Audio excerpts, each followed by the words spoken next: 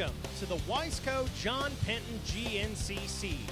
We're here for round number 9 of the AMSOIL GNCC Racing Series presented by Maxxis, an AMA National Championship. We're out here in Millfield, Ohio to see if the best off-road ATV racers can stop Walker Fowler from earning another win. Now let's take it down to the starting line with Rodney Tomlin.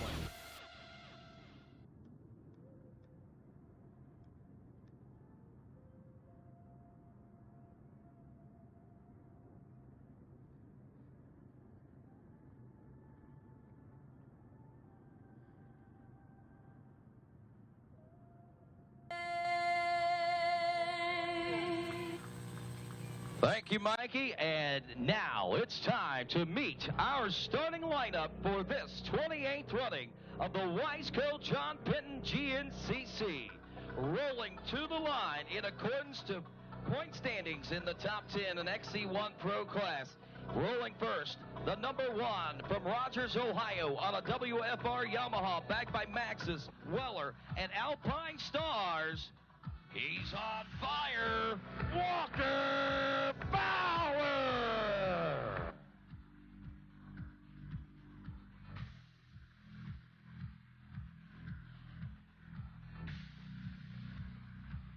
And Walker mounts his trusty steed here in the hills of southeastern Ohio, taking to that first turn. While he finds his position on the starting line, we turn our attention to our second-ranked rider heading into today's race aboard the 521 from Waverly, West Virginia on a CST Tires Induction Solutions LSR Hyper Spider Graphics backed Honda, Adam Gill.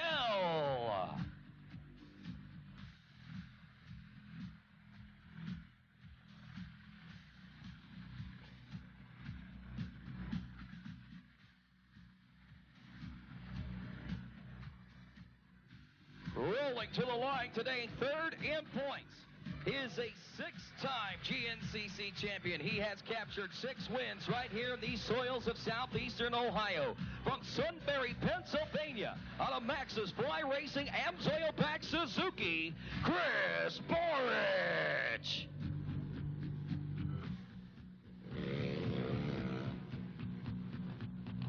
And rolling to the line next, fourth in points aboard the number 5 from Bidwell, Ohio. They call up the Bidwell Bullet on a Coastal Racing backed Yamaha, Bryson Neal. Rolling to the line next today, he is 5th in points aboard the number 4 from Casca, Pennsylvania on a JMR ATVRiders.com backed Honda, the Sneaky Snake, a.k.a. Cobra, Jared McClure. Rolling to the line next, 6th in points, riding aboard the number 7 from Glenville, Pennsylvania on a GBC Motorsports Canyon Racing Fly Racing backed Honda, LW7, Landon Wall. Rolling next, he is 7th in points aboard the number 13 from Aurora, Ohio, capturing his first win at the X Factor GNCC just a few rounds ago on a GBC Fly Racing HMF Yamaha backed Yamaha, Johnny G, Johnny Gallagher. Rolling to the line next today, he is 8th in points and a rookie in 2017 from Richford, New York on a Dillinger's Pump GBC Motorsports Moose Racing backed Honda, Marty Christopherson. Rolling today, 9th in points to the line. He rides aboard the number 10 from Akron, Ohio on a B&R Motorsports Maxxis Pro Graphics backed Yamaha, Josh Merritt. Rolling to the line today, 10th aboard the number 816 from Grain Valley, Missouri on a Shockworth Motorsports Spider Graphics GBC Tires backed Honda, Tucker Wyatt. The 741 from Myersville, Maryland, a rookie backed by Yale Cycle Barn, Walls, Hetrick Racing, ATV Innovations, and solo pilot Wesley Wolf. Rolling next to the line, old WW making his way through the first turn and down to the number 14. He hails from Denville, New Jersey on a JMR, ATVRiders.com, backed Honda, Randy Hamilton. And last and certainly not least, aboard the number 20 from St. Mary's, West Virginia on the JK Racing AC Motorsports Pirate MX backed Honda, James Green. And that, my friends, your starting lineup for this, the Wiseco John Penton GNCC, as these riders find their way onto the line. We'll have just a couple of moments as these riders ready themselves to roll into the hills of southeastern Ohio. Somewhat muddy terrain, but if you've been watching the track, it may be muddy outside the main lines, but inside the main lines, we've got nothing but pure traction, unless, of course, you find yourself in one of those low-lying mud holes out here. But we have got for you, my friends, an action-packed day to wrap up this first leg of the 2017 season. Believe it or not, we'll go on the long summer break. We started out in Big Buck, a little out of the ordinary. We're getting ready to head into summer break, a little out of the ordinary. What little out of the ordinary does today's racing hold here at the Wiseco John Penton GNCC that will leave us scratching our head as we work through the long summer break, which will be underway after today's racing action? We see our riders are poised and ready to go. Ricky Towery is waiting for the final words. And he, my friends, will then begin conducting the rest of this afternoon start. Our maestro, if you will, conductor of ceremonies, as we like to say. But it appears that we may be on a slight hold from our scoring apparatus as they get that reset. We had loads of riders out there this morning. Rough conditions for these riders, not necessarily rough, but traditional Wiseco John Penton GNCC type stuff. The mud, I'll tell you folks, it's starting to tack up. It's going to be a very interesting afternoon as this race mud will start to get heavy and eventually start to fall off. It'll be sticky for a while. It's going to be crazy, and a number of things are going to happen over the course of the next 2 hours and what looks like now 5 minutes, as Ricky Towery gives the word and the order to the riders down here that we are still about 5 minutes out before we'll be able to get underway with today's racing. And this gives me ample opportunity and a perfect opportunity to talk to a man that I look up so near and dear in this GNCC Racing Nation. I'm talking about the man from Team Faith, our GNCC pastor, the pit pastor. Call him what you want.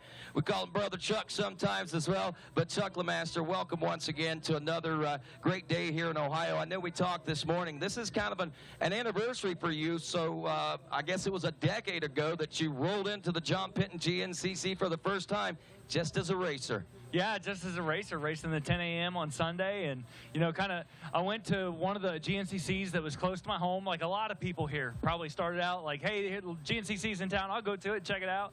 Got hooked on it and started coming to all of them. Ended up here in John Penton and said, wow, this is really pretty. And heard you talking on the PA system about chapel service on Sunday morning at the AmPro tent. And that was the first that I'd heard of it. And so, sure enough, I went up there and was able to be part of that chapel service just as a spectator. And, man, wouldn't you know that God actually had a plan for me, and here I am 10 years later. It's amazing, man, I tell you, and I'm glad that you're one of those individuals that follow where God leads you, and it has led you, I think, some pretty interesting places here in GNCC and helping spread the word and keep folks fed because, like you say, God put this in the love of dirt bike racing in our hearts, and it happens on the weekends, unfortunately, when a lot of church services are going on, but you bring the church to the racetrack. Oh, yeah, well, you get to be a part of that, too. I mean, just being out here on the microphone and telling people about it and stopping in when you can and giving me some encouragement. I mean, it's all part of it. But, man, back to that 10-year thing, that thing 10 years ago, just kind of makes me stop and think that, isn't it amazing that God has a plan for our lives? Because since I have been a part of this GNCC Nation, dirt biking has taken me to X Games twice. It's taken me to Egypt twice. It took me to Japan once. Plus, every single GNCC for 9 years straight now. And, man, I would have never planned that. Well, somebody had a plan for you, man, and here you are. And here you are once again today. And tonight we got chapel services coming up at 7 o'clock. Yeah, I'm parked right over by registration, so all the racers know where I'm at. My truck is right there. It says Team Faith. And 7 o'clock tonight, we'll be doing a quick chapel service. Takes about 25 minutes or so, and everything's kind of calmed down in the day. And we don't have little 65 riders getting lost and revving their motors, panic revving or anything. So it's nice. We get to kick back and just hear what God has for us. But of course, before we do that, we're going to set up I was talking to Justin Perkins. We're going to set up the water truck water slide. I think right here on the starting line and get kids of all ages and sizes a little bit of fun at 6 o'clock. So that means I get to come? Yeah, you get to come. You get to be the first one, Rodney.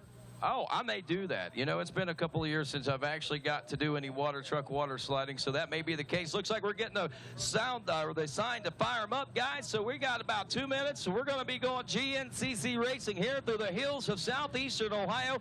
As we said, we celebrate our 28th running here today in Millfield, Ohio, which is a part of Athens County, Ohio, which the major city is Athens, home to Ohio University and the Ohio University Bobcats, a very storied town in and of itself, and of course a lot of rich history coming out of that particular area from an academic standpoint, and we have it from an off-road racing standpoint right here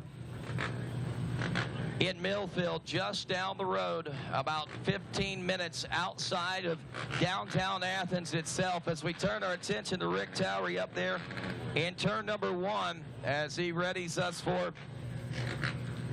the start of today's GNCC. Of course, 2 hours about ready to start ticking here for these riders. It'll be just a little under or just a little over 1 minute as our maestro, if you will, the conductor, as we told you a few moments ago, Ricky Towery, makes his way down into the start region, first turn, and of course he signaled these riders 1 minute, so that only means one more thing when that blue flag comes out, my friends. It's getting close to that time, the time that we all came here to enjoy. Shut them down, guys. Shut them down. Shut them down. Shut them down. As we are about ready to go GNCC racing. As we shut them down here on the starting line, I got to ask the Ohio race fans, are you ready to go GNCC racing? Ohio, that's really good, man, but I brag about being from southeastern Ohio, the mecca of off-road racing. I'm going to ask you one more time, are you ready to go GNCC racing? 10 seconds, and the XC1 Pro will be off and rolling here at the 28th running of the Wiseco John Penton GNCC. Around that first turn, we got $250 up for grabs, and it belongs to Adam McGill. Walker Fowler in second as we open things up here, and we got a lot of jockeying to do before this one's all said and done. XC2 Pro-Am, Greg Covert, Devin Feehan, Hunter Hart, Kenny Schick, Levi Cohen, Kenneth Kelly, Devin Masters, Bryson Hobbs, Matthew Lindell, Brandon Barnes, Cody Fox, Cameron Bruce, Brandon Eichert, Taylor Arnold, Wyatt Wilkin, Billy Dalton, Braden Henthorne, and Sam Huff, ready to roll in 10 seconds.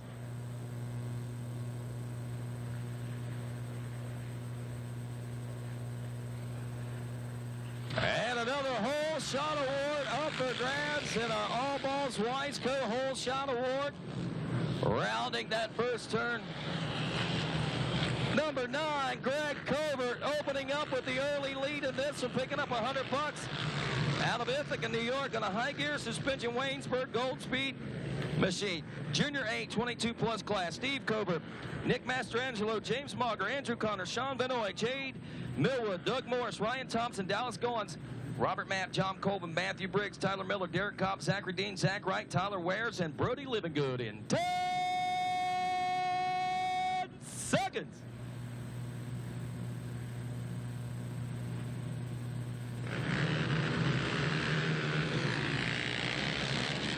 Junior A 22 plus class, 8 31. Brody Livingood from Falling Waters, West Virginia, on a Waynesburg Yamaha, backed by GBC and Pierce Performance, taking to the early lead. The Vet 8 28 plus class coming up. A.J. Coots, Jeff Pickens, the Marlboro Man, Tom Muscala, Brian Axline, Kevin Patterson, Walter Schumacher, Dustin Hendershot, and Adam Reed, ready to roll in 10 seconds.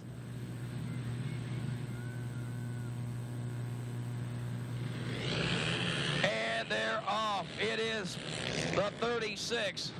Big Papa P, Jeff Pickens. Look at that, wheeling into the second turn as he grabs the early lead over the KTM rider Kevin Patterson back in second. College A, 16-21. Morgan Flannery, Scott Pearson, Caleb Hagan, Tyler Swindle, Joey Lambright, Drew Landers, Nick Royalty, Mitchell Evelblue, Caleb Lloyd, Dustin Atkinson, Andrew Banovsky. 10 seconds. Jacob Scott, Seth Wilkins, McCain Jennings, John Glotta, Eli Kiger, Eric Straub, Tanner Walker, Brody Lamoureux, and Andrew Herring. Oh my, who's going to grab this early lead? How about the number 050, number 50, Caleb Hagan from Tompkinsville, Kentucky. As we move to Senior AB 38 plus, Wes Stone, Steve Holmes, Michael Hayes, Mark Smith, Glenn Ledford, Chris Berry, Brian Baker, and Big Willie Porter. 10 seconds.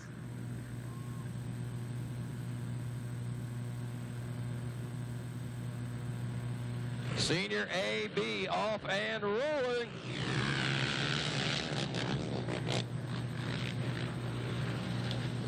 Oh, son, who's that? Is that the 61 Wes Stone from Auburn, Pennsylvania, on a Stone Concepts roll design Maxxis bag machine? Senior AB 38 plus, Junior B 22 plus. David Kite, Chris Ballou, Charles Rogers, William Wallace, Cody Eisner, Evan Timko, Sean Reynolds, Michael Aldridge, Scott Cooper. 10 seconds. Mike Isaacson, Ben Danner, also Darius Dillard, Skylar Elliott, Reese Parvin, Cody Wallace, Chris McAllen, Jordan Dusenberry, Brent Grannon, Derek Murray, Tyler Foster, Ethan Petro, and Jesse Hayden. Look at that. This class has seen 8 different winners through the first 8 rounds of racing. Ooh! And about 3 different people swapped it out for the early lead in that one. But, man, 8 different riders winning in 8 different rounds so far in 2017. Vet B 30-plus class, Lyle Morrison, Jeremy Gouchard, Aaron Henderson, Adam Sadlon, Dustin Cowan, William Boland, Matt LePage, Justin Kerr, Howard Harton. 10 seconds. Zachary Phillips, John Sousa, Brad Kearns, Brian Vasco, Tim White, David Rudder, and Matt Miller.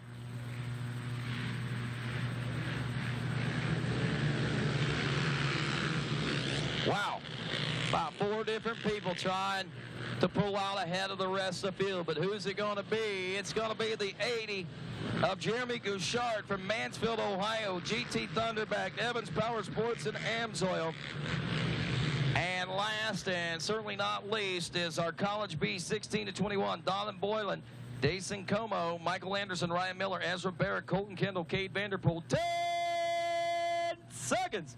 Levi Myers, Chase Vitro, Dylan McClellan, Emily Wise, Gavin Jenkins, Caleb Geen, Chandler Berner, Cole Jackwis, Logan Welsler, Cameron Avey, and Trevor Fuchs.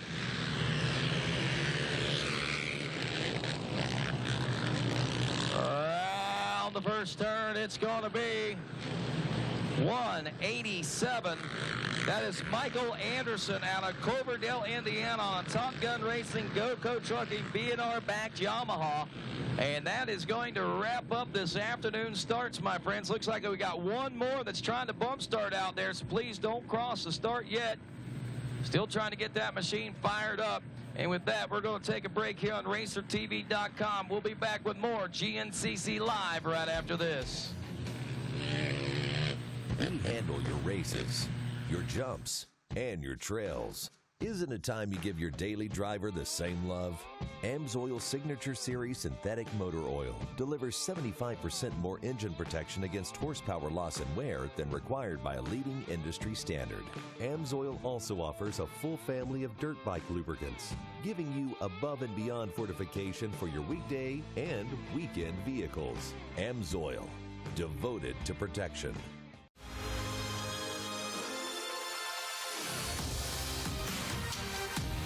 As riders and racers, we understand the need to get quality parts, apparel, and accessories fast. We have the horsepower of multiple warehouses to make sure your gear, OEM parts, or accessories make it to your door quickly. Check out our easy-to-use website and experience customer service that takes the whole shot. RockyMountainATVMC.com. Get ready.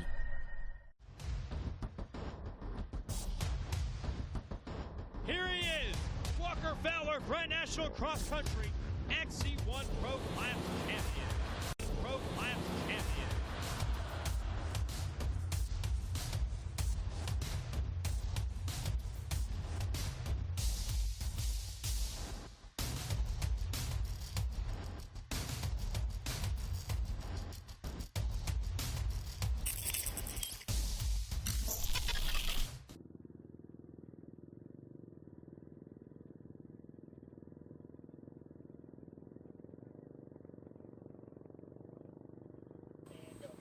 In Millview, Ohio. Welcome back to GNCC Live. I'm Mikey Waynes. I'll be joined alongside Rodney Tomlin in just a moment.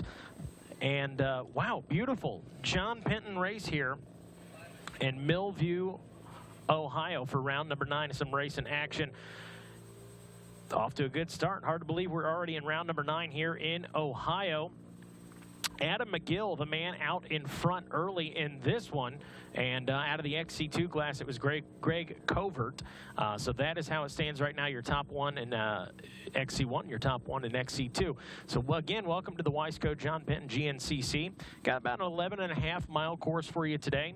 Length of the race is going to be 2 hours, and terrain, muddy clay. We have had some serious rains in the past few days. Today's been pretty clear, and I got to say, I think that track is going to tack up pretty nice for these guys. Weather's is 80s. That's generous. It's humid, to say the least, with the rain that passed through. The humidity out there is, I'm not going to say horrible, but it's not pleasant. But we have certainly got some very ideal racing conditions, especially looking back at years past. Again, this is the 28th time out here at the John Penton.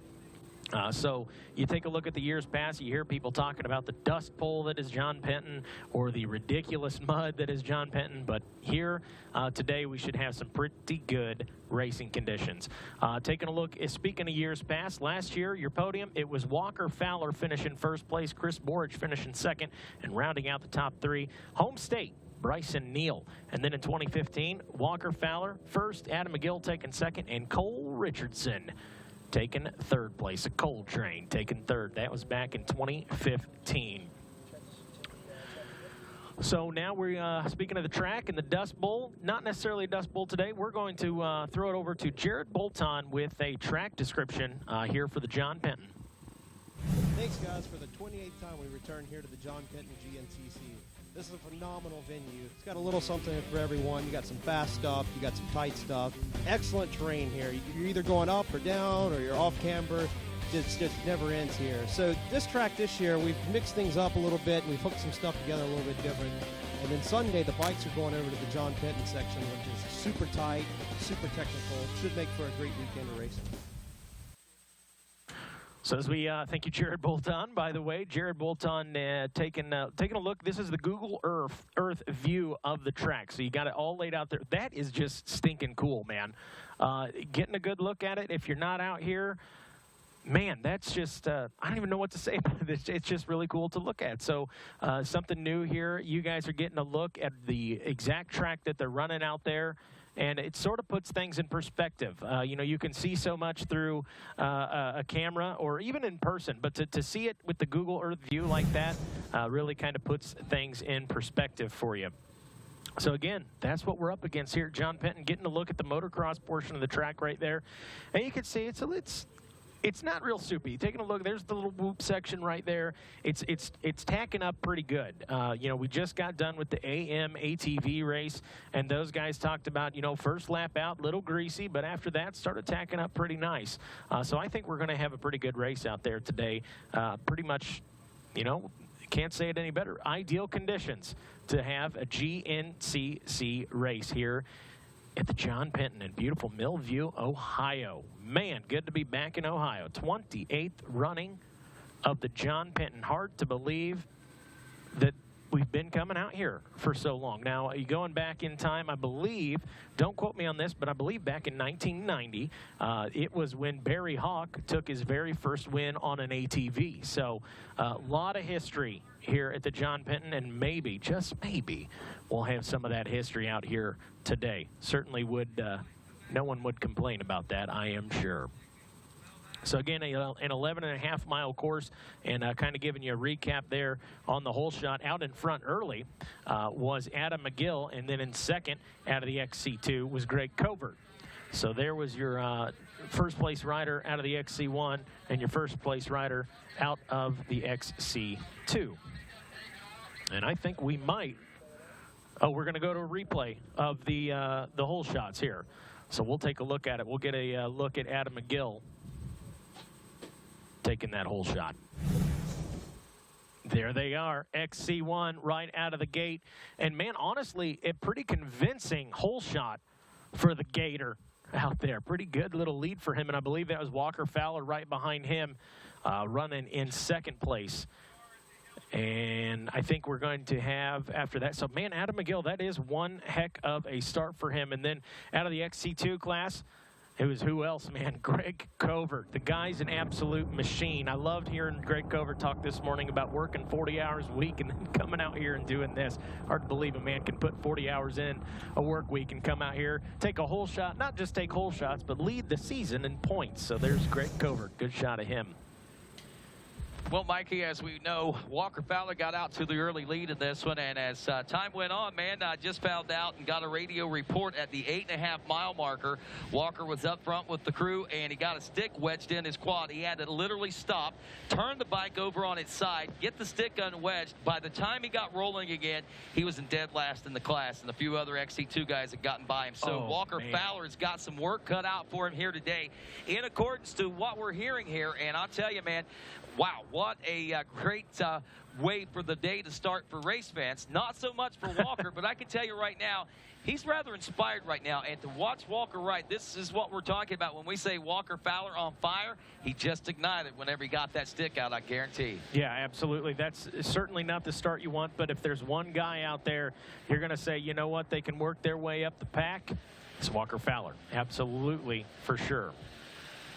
Well, as you can see right now, we're taking a look at the mulch pile, which I believe is just before, if I'm not mistaken, the actual pro pits itself, and we should be seeing those guys come into this region here fairly soon.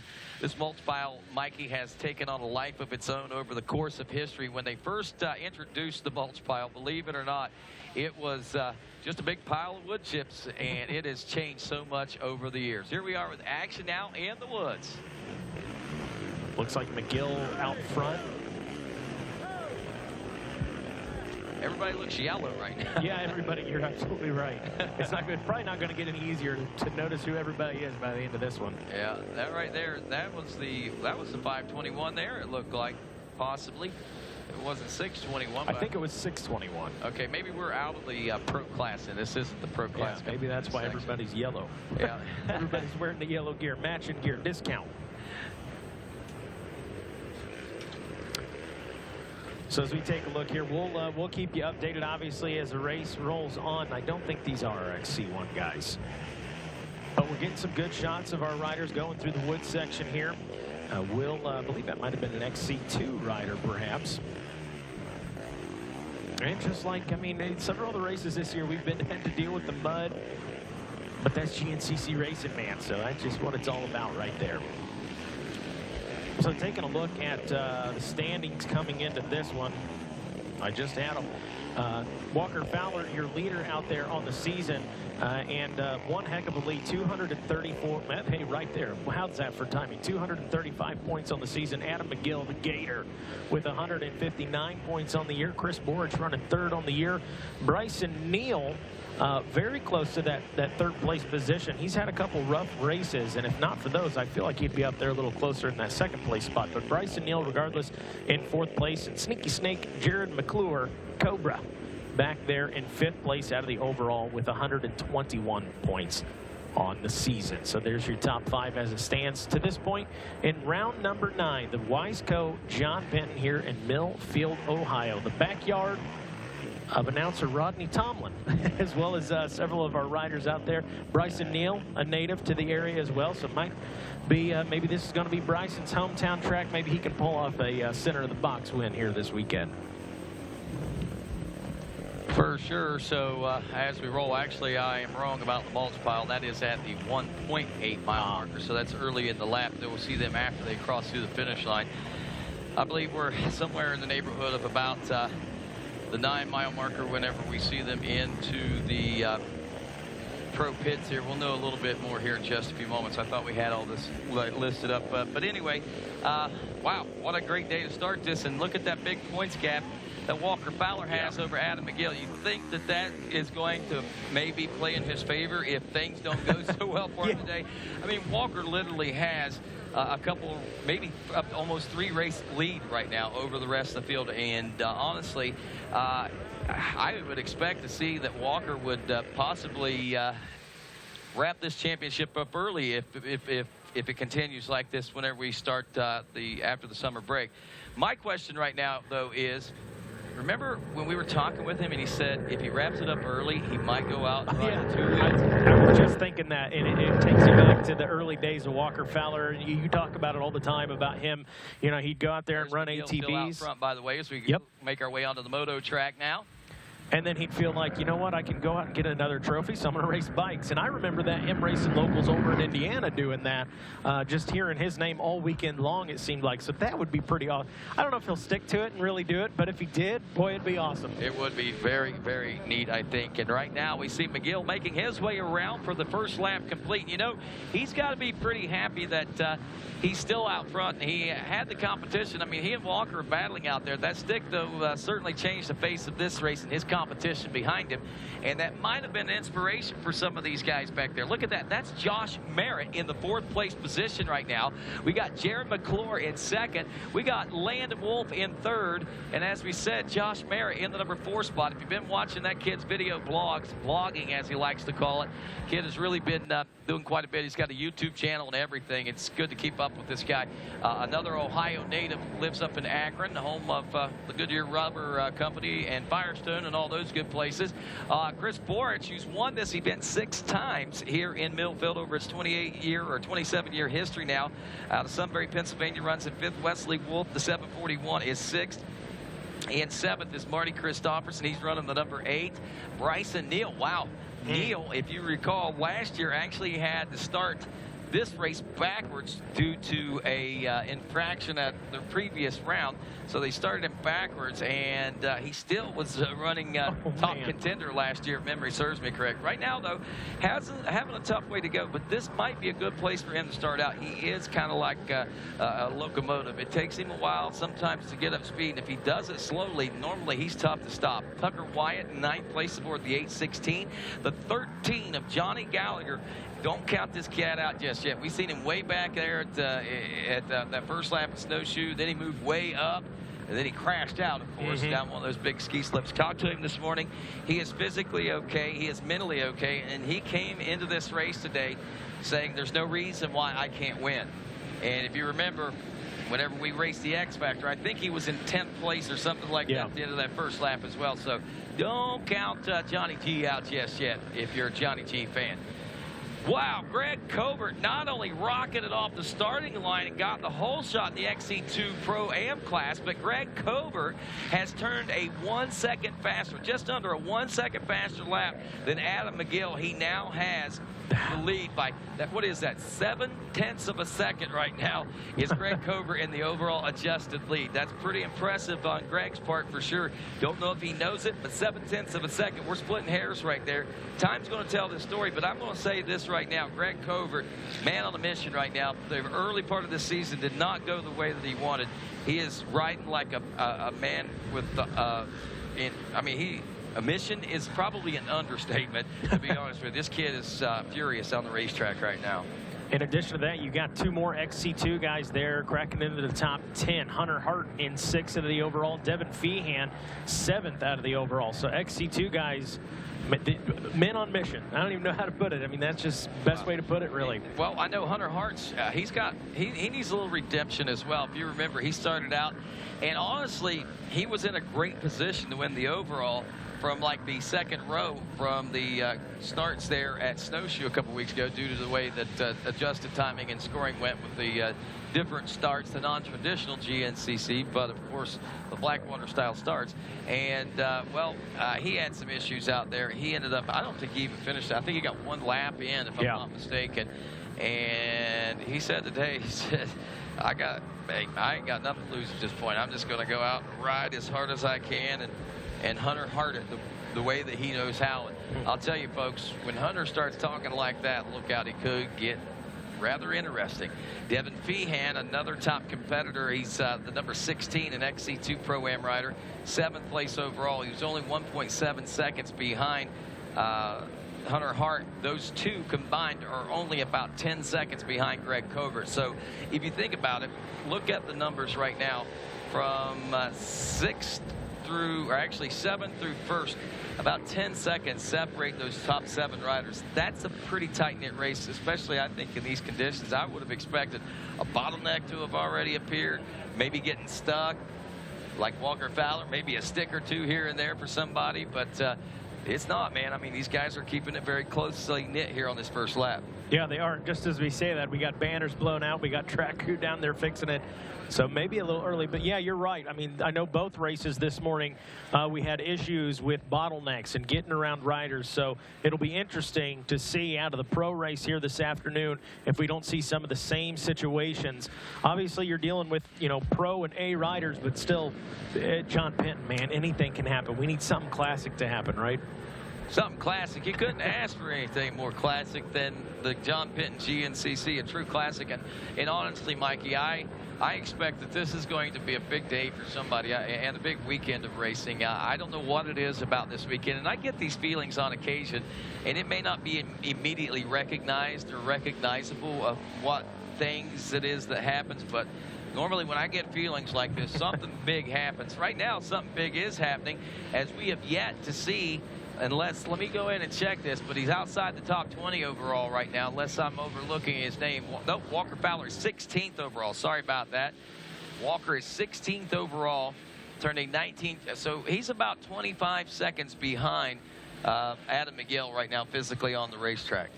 And I think he's going to, well, I don't think, we know he's going to make some moves. I mean, barring any kind of mechanical issues or something like that, we know Walker Fowler is certainly going to make some moves. The guy that I kind of had picked out in the back of my head today coming into this one was Adam McGill. I think back to Snowshoe. I mean, that's his hometown race, and he's pumped up and he's amped, and I just keep seeing him in the pits at the Snowshoe race, throwing the goggles, expressing frustration. So I feel like this is Adam McGill coming back to kind of make a statement and try to get back on the top spot here at this race here at John Penton. I agree with you, and this place does have a whole lot of, I think, history, and a lot of it does include Adam McGill. I believe the year was 2005. He was an XC2 Pro-Am rider. Adam McGill was leading the overall against guys like Bill Balance, if you will. And what ended up happening was on the last lap, Adam ran out of gas in the field section over where the start is located now. Ran out of gas, was able to get some gas, but whenever he came through, he was 24 seconds behind. I think it was 20 seconds or so behind Bill Balance, who ended up taking the overall win. He got the overall second. Mind you, he was still in high school. He left the podium immediately, went straight to West Union, West Virginia, where he went to the high school prom.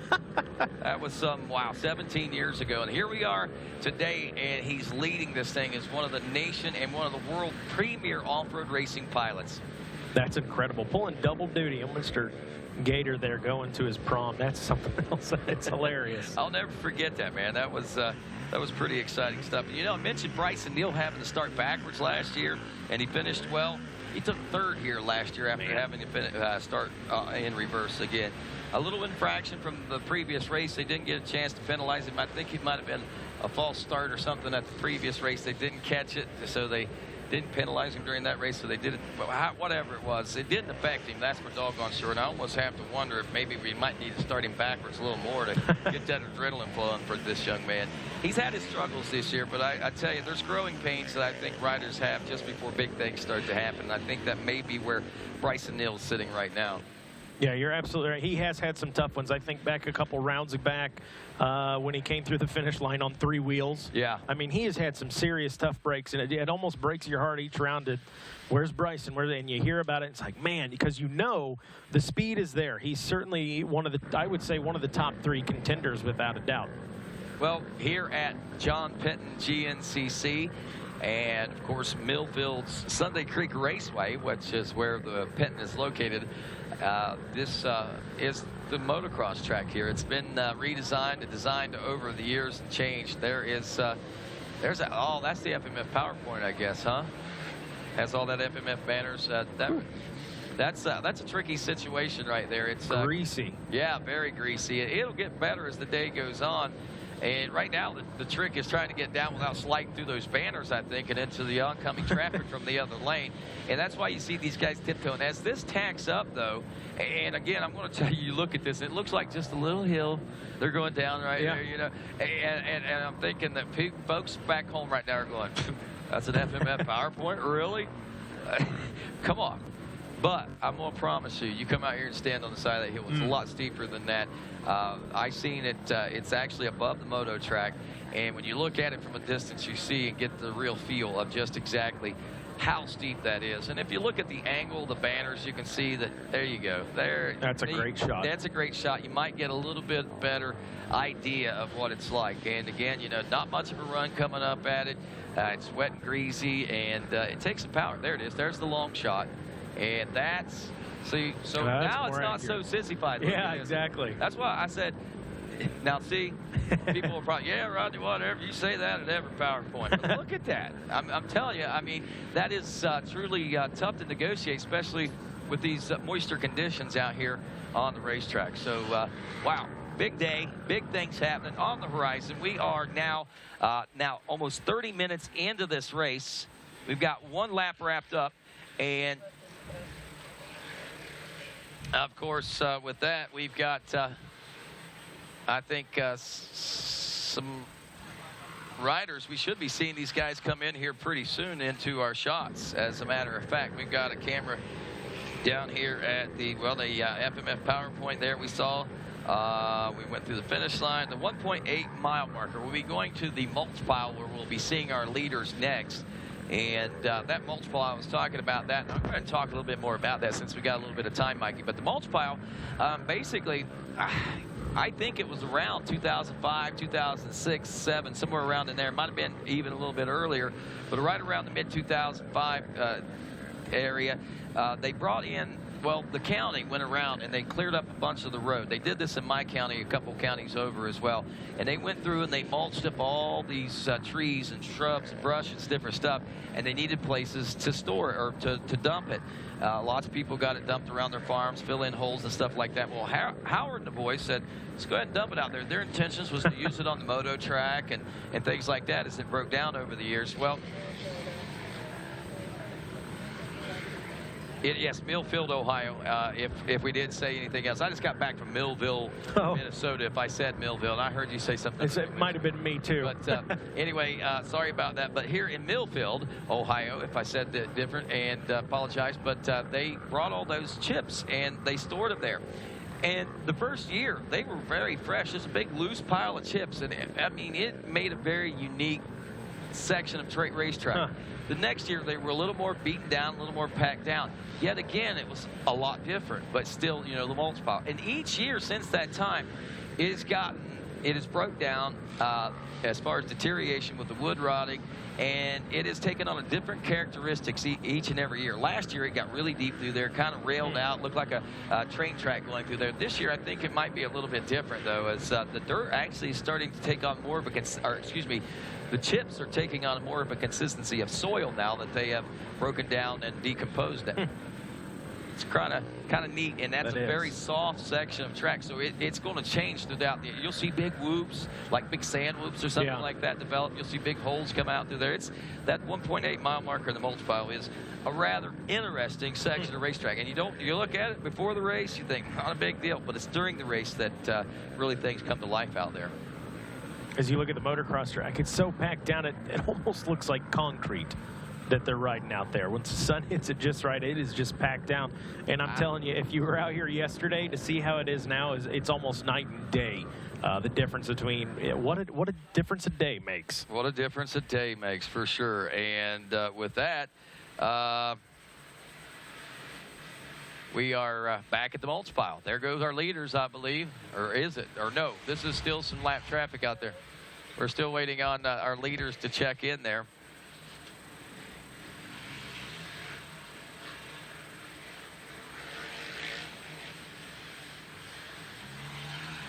And we're watching and waiting. Can Greg Covert right now keep and maintain this lead that he has of 7/10 on adjusted time over the rest of the field? And it may be just maybe 6 point so many tenths. I don't know, looking at the time there. But Covert, man, I mean, he seemed rather inspired. Like I said, I talked to him in the CST Tires pre-race report this morning, and he just seemed like a little different individual. And he has been gaining more and more confidence, and not only confidence, but I think hunger and desire, I think, as much as anything, is what I recognize in his tone.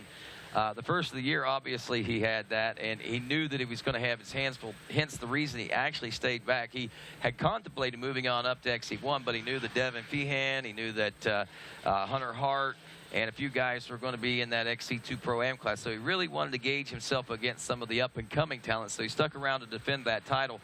He sits in second place in points right now in that class, and he's inching his way towards the first.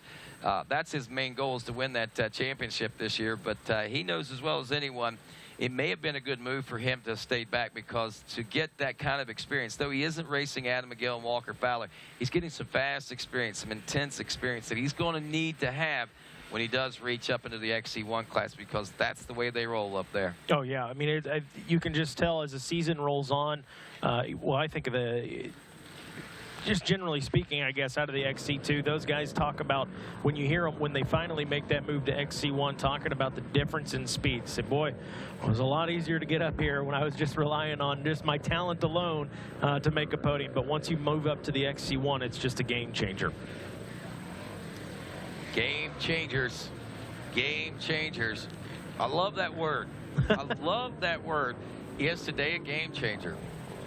Well, it's John Penton, so it should be for somebody, That's what right? I'm thinking. There's going to be some games changed out there. I keep saying that, man, but I love that word, game changer, and that could be the theme of the weekend here. And we'll just have to wait and see for sure. Here we are at that little sissy FMF Powerport. You're right, though. From that angle, it doesn't do it justice.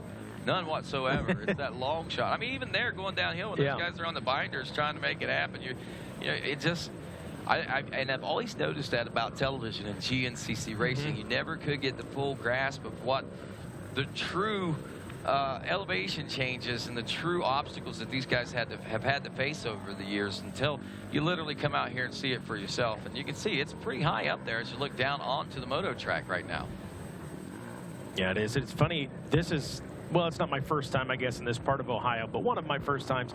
And as we were driving back to the hotel last night, my wife even made mention. She's like, "Are we seriously in Ohio?" Because we're like Indiana side of Ohio, right? So it's just flat like us. So it's cornfields for days. Out here, no, rolling hills. I mean, these are a little more than rolling hills. This is some serious different terrain. Yeah, you get up into Athens and Hocking County, it gets rather mountainous, actually, especially over in the Hocking area. And as you move up toward Wheeling and things like that, then as you get further north, it starts to kind of roll out a little bit more. But in my opinion, I mean, Ohio is about 4 different states in one. Oh, You could draw a big X or cross right in the middle of it, and you could split it up into 4. Southeastern, Southwestern, Northeastern, and Northwestern Ohio. Could be 4 of their own individual states. They all have different types of terrain, different types of personalities, different accents as far as that goes. It's crazy how diverse the state of Ohio actually is. And here we are, and you note it, coming from the Cincinnati side of things, it's a whole lot different on this side. Yeah. Well, here we are through that mulch pile, and again, you know, it's not even taking on the rough face of characteristics that I expected, especially with the moisture that we had. I expected a lot of rolling whoops, or at least, you know, some sharp-edged whoops coming up out through there, but that's not so much the case, man. This is actually staying somewhat smooth through there as we keep losing our wireless shot there. But regardless, I mean, like I said, it's different every year. You don't know really what to expect. You can think it's going to be one thing, and like I thought, it's something totally different. But it's still early in this race. We haven't even reached the 1 hour point. We are in lap 2 at nearing the 37-minute mark. One of our riders getting a little pit stop there off the side of the racetrack. That's the way you do it. You find a place to pit. You have your crew standing by with water and goggles, and gas, whatever it is, that gloves, whatever it is that you think you're going to need to get you through the next portion of the racetrack. Is that our leaders going through? That was Chris Borich I saw there. Yep, there he is. Landon Wolf. Yeah, so Borich has gotten up into a couple of spots there, it looks like. Where was Borich? Borich was all the way back in 8th place. So either Landon Wolf has dropped back or Chris Borich has moved up here at this position on the racetrack. I think this is the... We did miss the leaders, so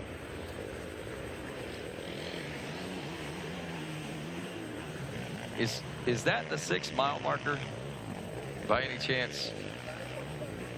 Okay, the 9.5. All right, this will be the 9.5 mile marker. It is a hill climb, and hi, Josh Zaleski on camera out there, as he'll be keeping an eye on folks and making sure that things happen. So leaders, we missed a couple of the first leaders there, McGill, McClure, Wolf. I believe that we see that Chris Borich has moved up a few through there. So here we are right now, just kind of waiting and wondering. And we should find out here within 1.5 miles. We'll be in the far section of the woods that the track crew here calls the X Holler. It comes in and there's kind of like X is the holler, literally X is out there. It's pretty neat the way the terrain lays, and like you said, you know, the rolling hills and the way everything just kind of goes together. So they got the X Holler there, and we've actually got 2 shots. We have the 6 mile going through one side of the X Holler. On the opposite side is the 11 mile marker. So if anybody decides they want to cheat, they're going to it'll be kind of obvious. And plus we got a television camera right there right now, so it's going to be hard to do that. Some of our XC2 riders coming through. I'm not sure if that was Hunter Hart. That sort of looked like him, that's for sure. Hunter Hart, though, rides the number 17. I couldn't see the number. I saw the machine. Hart trying to chase down Greg Covert, that number 9 machine. As we were looking there a few moments ago, he was about 10 seconds back behind Covert, who was leading the overall adjusted time by 0.7 of a second at the end of that first lap. Now, as we take a look at lap times and so forth, we must have been way short on that first lap. No wonder Ricky started speeding those starts up like he did, because we are looking at a situation where we are late on time, and that makes sense. I was wondering, man, we got an 11-mile course and we're only turning 19-minute lap times. Something ain't jiving right here. So this right here will jive. This will be the first full lap that these riders are able to complete. The first lap was a shortened lap in accordance to where the start jumped in to the course itself.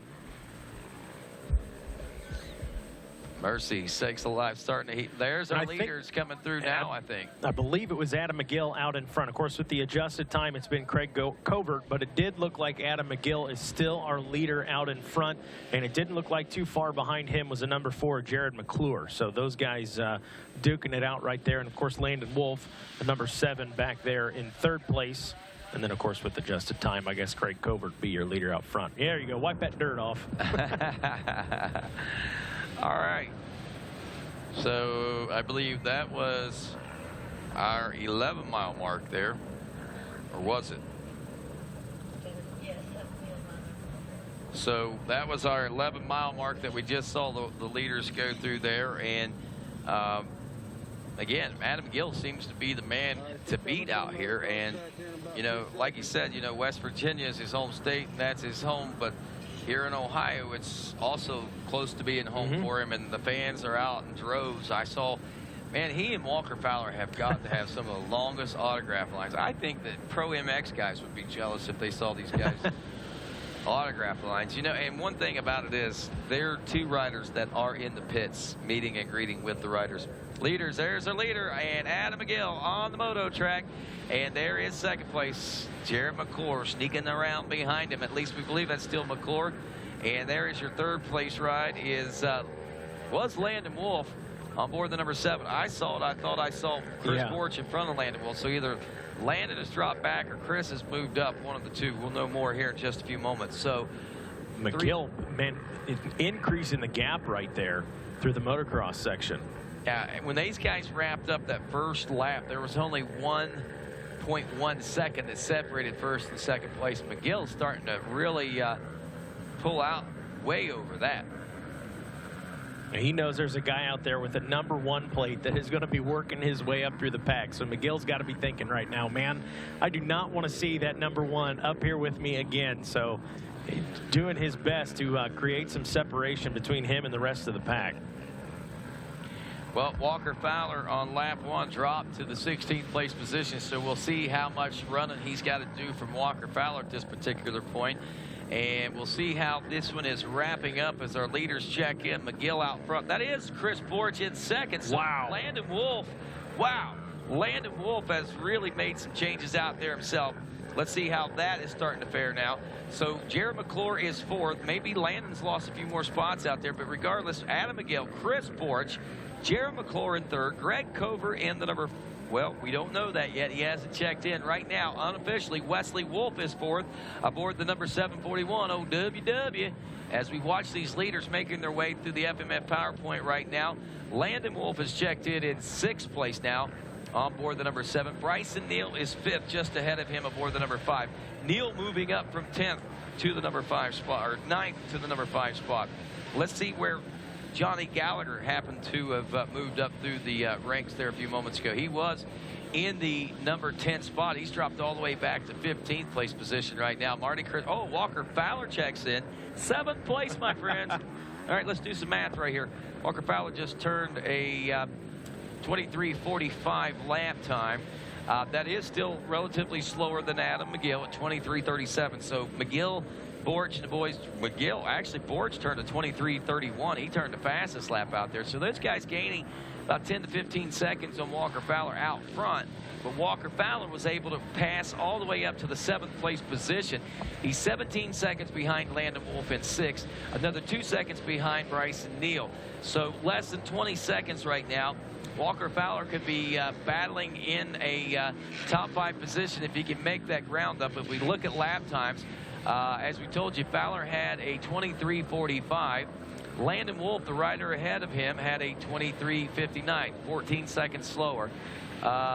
Bryson Neal, though, a 23:41, was about 4 seconds faster. So, man, this is going to get interesting. If Walker Fowler sees Bryson Neal, and he said it before this season that Bryson is one of probably his stiffest and biggest competitions that he's got to worry about on that racetrack, especially early in the season. Like we mentioned earlier, he's had his ran into his obstacles this year, but I call them growing pains, and he may be about to get one of those growing pains right up his back here in a few minutes if Walker Fowler has anything to say about it.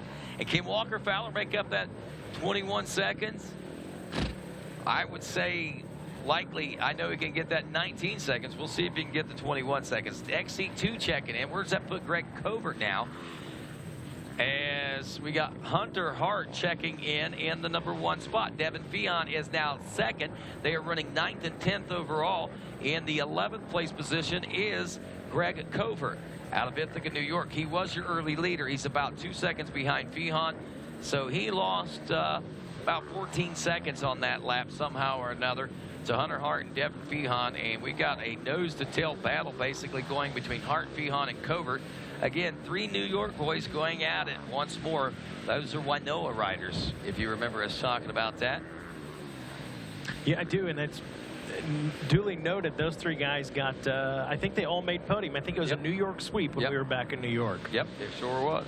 Always fun. That, boy, nothing gets a crowd going like a nice interstate sweep. Yeah, that got them all pumped up. Right now, Adam McGill is trying to hold post here, you know, and keep that number 1 spot. And if all my notes are here, I had some pretty interesting notes about the number of bike grand wins here in GNCC, but those are not here. Okay. All right, so anyway, I was going to see how many times the Hondas won actually state wins. I believe Pennsylvania owns the most amount of wins, riders coming from the state of Pennsylvania. I'm just not even going to talk about it. All my notes are gone. I had some pretty cool stuff on that. But anyway, we got a PA rider in second, a PA rider in third, a Maryland rider in fourth, and fifth place is an Ohio rider. You look at this, West Virginia, Pennsylvania, Maryland, and Ohio. Those 4 states here in the Northeast, this is kind of where GNCC was born. It's kind of where GNCC really established itself and this is where the core of the GNCC racers seem to come from, right around this area, West Virginia, Ohio, and Pennsylvania. It's hard to believe that you would call that a tri-state area, but that is the tri-state area as far as GNCC is concerned right now. So, man, Greg Covert fell way back on that after the second lap, after being our overall leader. Now Greg Covert's back there in, the 11th place spot, and giving that up to Devin Feehan, who's in 10th in the overall, and Hunter Hart, 9th in the overall. And there's also your top 3 out of the XC2. Let's take a look at that XC2 and see how that's running down right now. Maybe. So your leader out there now, after 1, it was Greg Covert. After 2, it's Hunter Hart. The lead for Hunter Hart is a 1.937 second lead. So I don't think we caught those guys coming through the finish line, but still very, very close. Greg Covert, who's in 3rd place, the lead there is just a 1.953 seconds. So very, very tight race between these top 3 guys. And then Cameron Bruce is back there in 4th, has checked in. He's out there on lap number 3, but he's a minute and 20 seconds off the pace of Greg Covert. 5th place, Kenny Schick. 6th place, Matthew Lindell. 7th place, Braden Henthorne. 8th place is Wyatt Wilkin, 9th place Levi Cohen, and 10th place Sam Huff. So there's your top 10 out of the XC2. So already a lead change there after 2 laps out of the XC2 class. And our leader now is Adam McGill. He led it early until Greg Covert took it with the adjusted time, but Adam McGill now back out in front.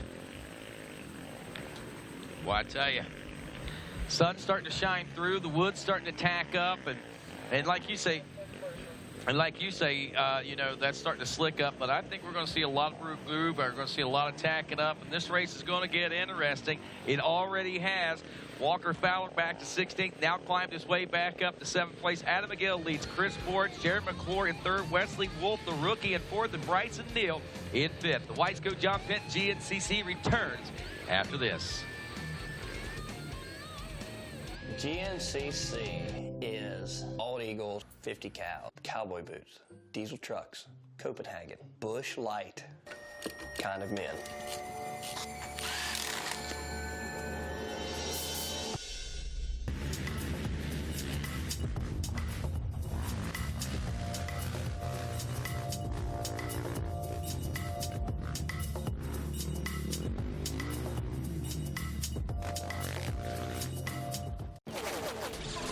I'm a sore loser. I'm a sore loser. Losing is not an option for me. Be the best. The best? The best. You have to have the best equipment under the hood. That's why I only use Cometic products in my engines. Cometic gasket. Cometic gasket. Cometic gasket. Cometic gasket, a superior quality gasket For those of us who demand the highest level of performance. I'm Barry Hawk, 8-time GNCC champion, current Coastal Racing team manager. Coastal Racing depends on Evans coolant because there is a lot of variables in GNCC racing. Toughest, most demanding sports there is. From my experience, without a doubt, Evans is the way to go. We have it in all of our race bikes, our race ATVs, our UTVs. It is for sure, without a doubt, a must on our race team. The pros use Evans coolant, and so should you. And welcome back to GNCC Live. I'm Mikey Waynes along with Rodney Tomlin, and we're here for round number 9 of the Wiseco John Penton. Yes, we are. Sorry. yes, I was cleaning my glasses. Between the mud and the humidity, wow, man! Coming into this weekend, I wasn't for sure what the humidity level was going to be like. I know yesterday it was like I woke up and it was miserable at my house, and I was thinking, oh boy.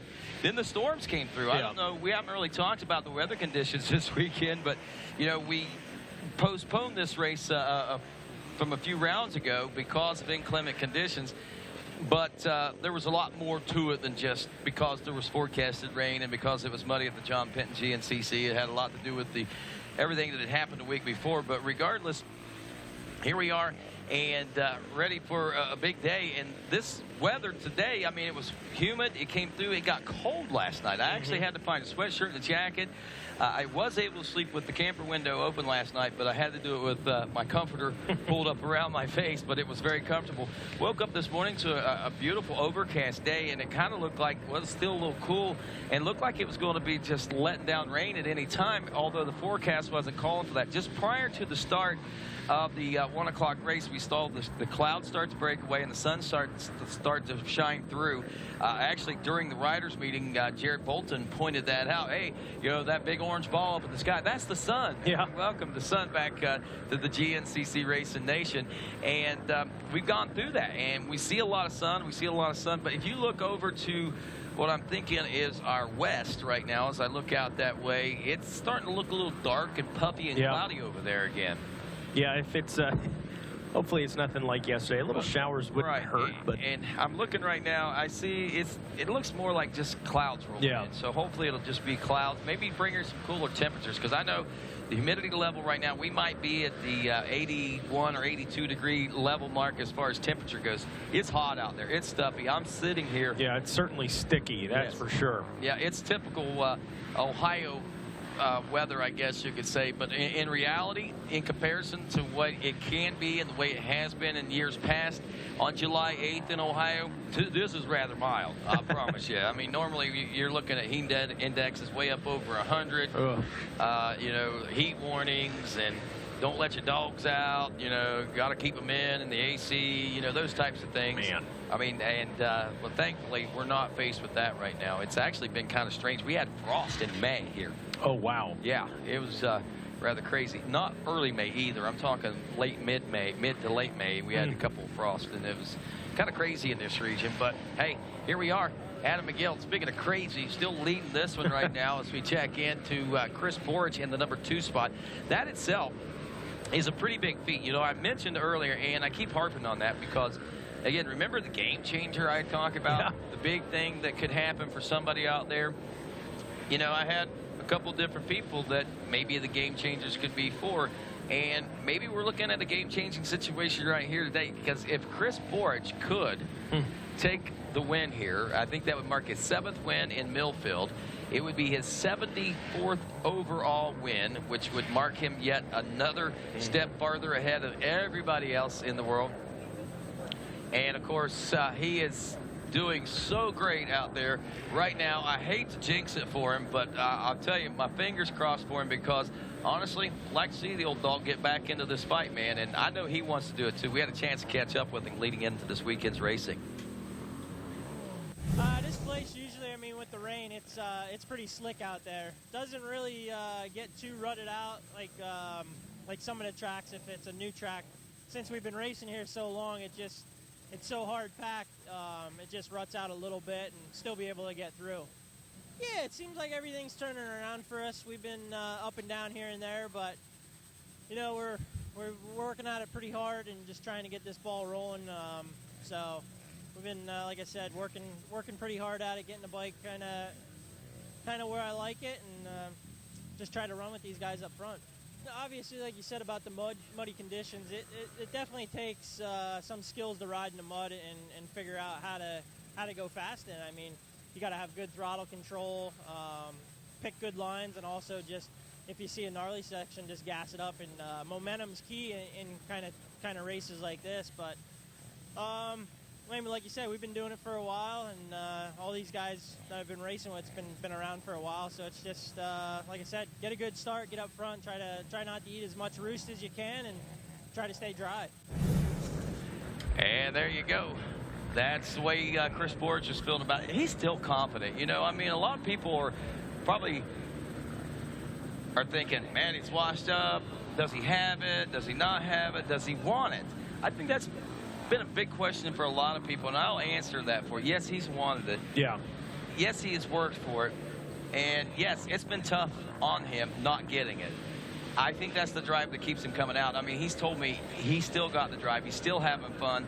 He still has the desire to be out there. Otherwise, he wouldn't even be showing up. He's proved everything he needs to prove. 6 championships under his belt. Yeah.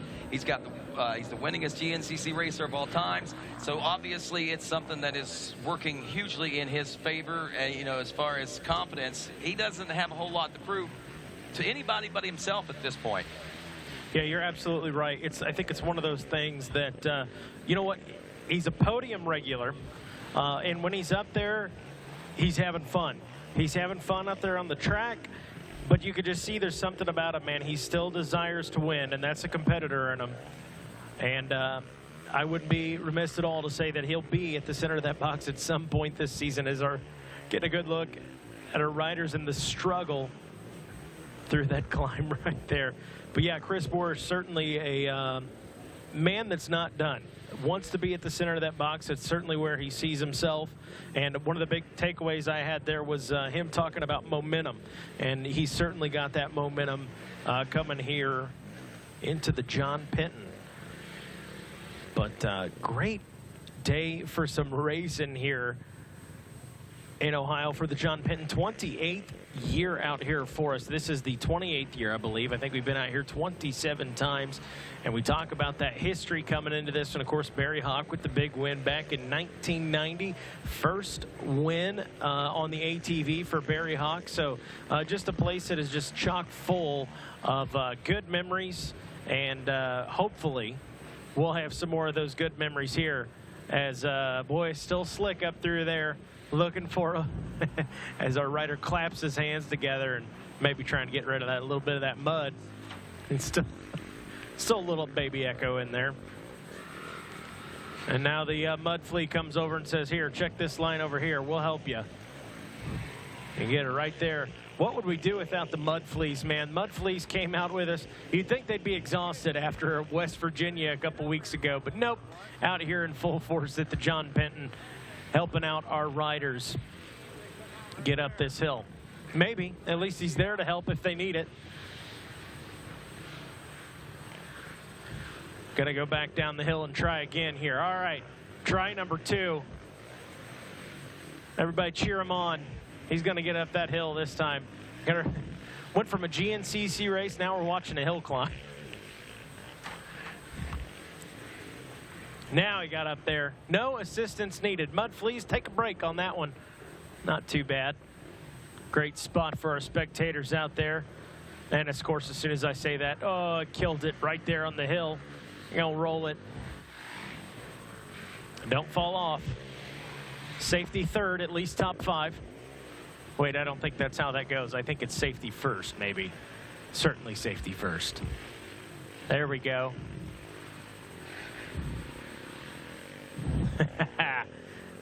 Well, hopefully as the sun starts peeking through there, dry that out a little bit.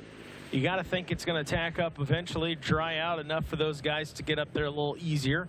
Nothing easy about it, though. This is toughest race in America right here, is toughest series to race anyways in America, the GNCC, and we're out here doing it.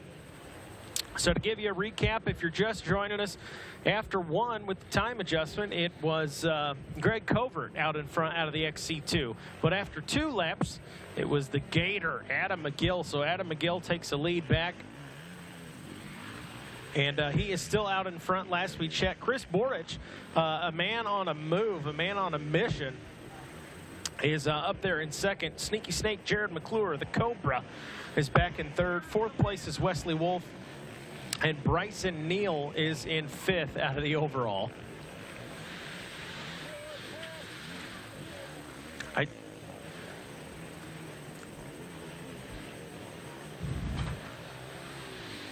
So as we get more looks of our riders coming up here through this Max's section right here.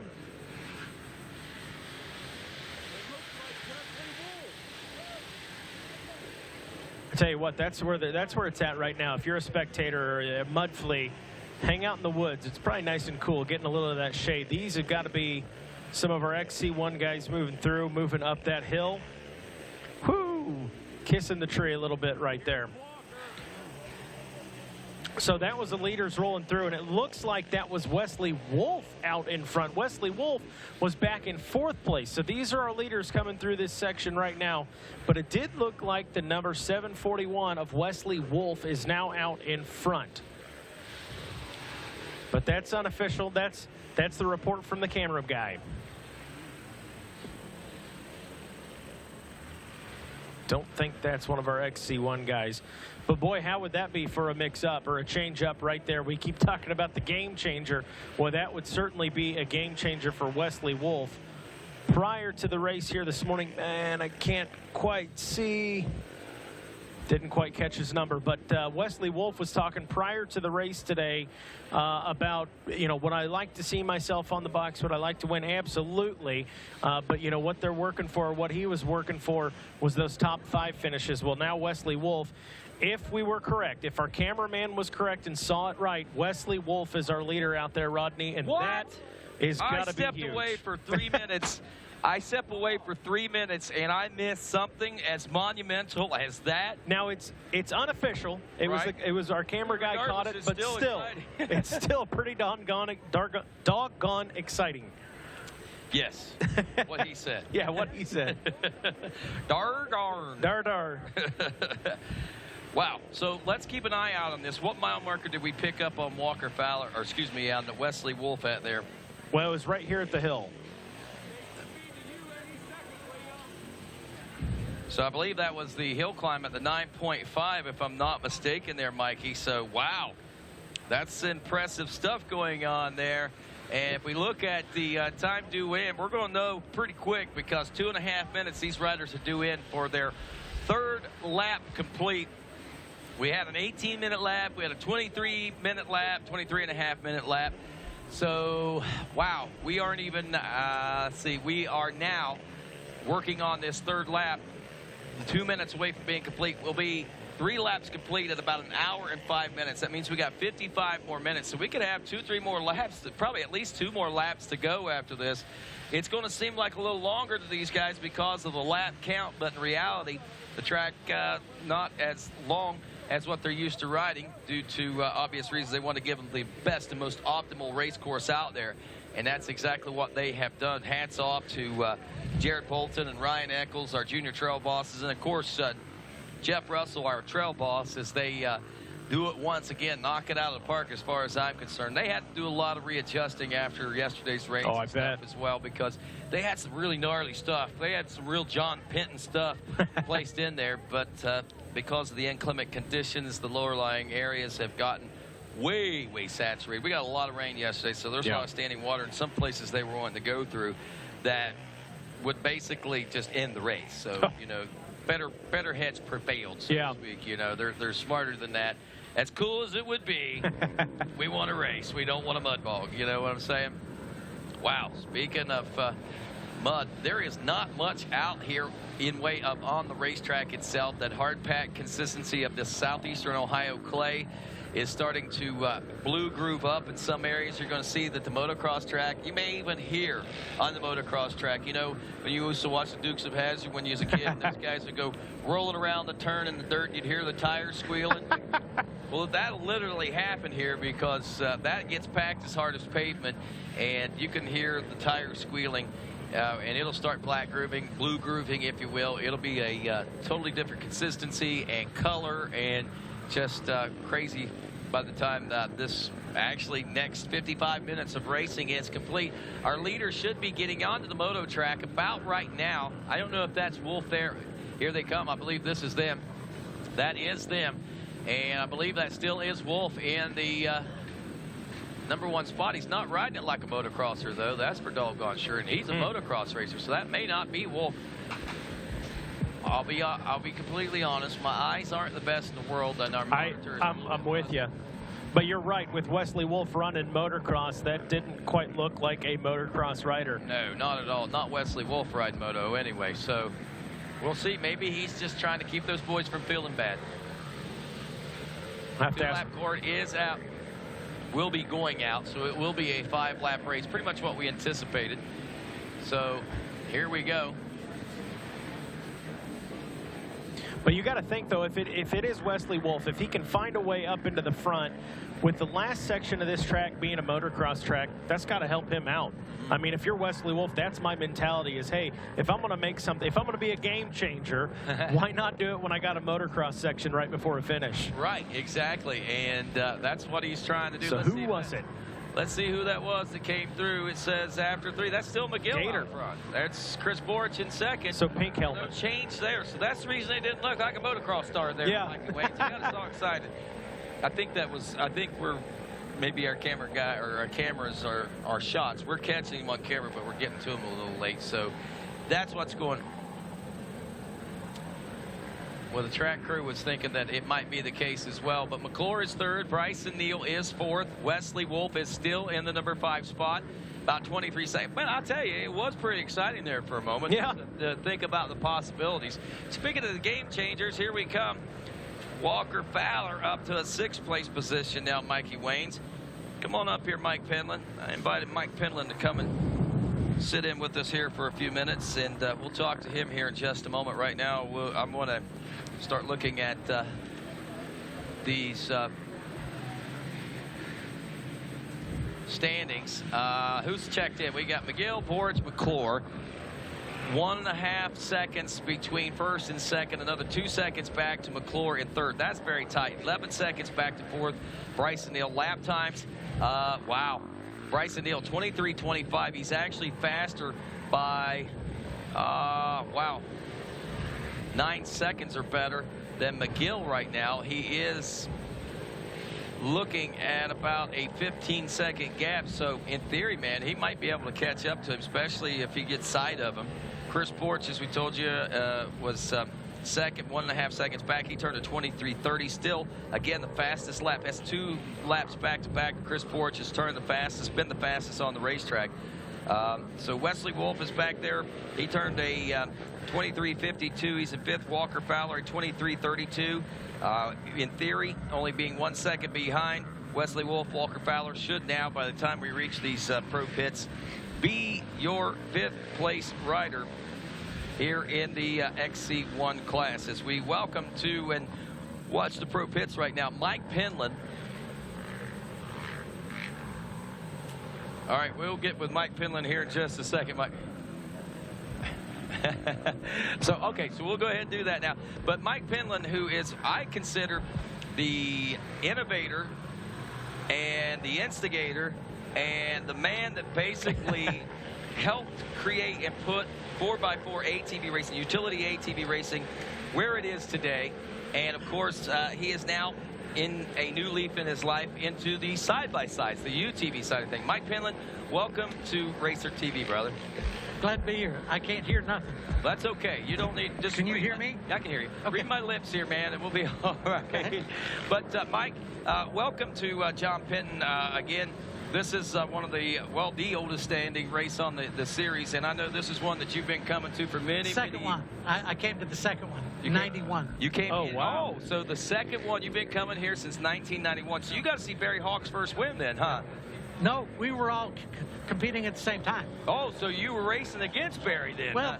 I was in a different class, but we was on the track at the same Well, time. let me ask you, were you riding the 4x4 or the utility quad back then? Yeah. So how long have you been riding a utility ATV? I started the series in 91. Really? Yeah. So you started then, and that's been like, what, 26 years now? Isn't it? 26, 27 years you've been going at it as a 4x4 ATV racer, now side-by-side racer. Pretty amazing stuff. Mike, you know, talk a little bit about your career, because we know you here in the GNCC world, but you've raced Pike Peaks, you've raced Bajas. I mean, you've done a little bit of everything as far as 4x4 ATVs are concerned. I can't even think of all of it, but I've done the Mud Nationals. Yeah, you said Pikes Peak, Baja 1000, Baja 500s, Elsinore Grand Prix. That's a lot. But what you know else? what else you're getting ready to do? Dirt tracks. You've done dirt track racing on 4x4? Dave Coombs used to have the TT there at Loretta Lynn's. I've done that.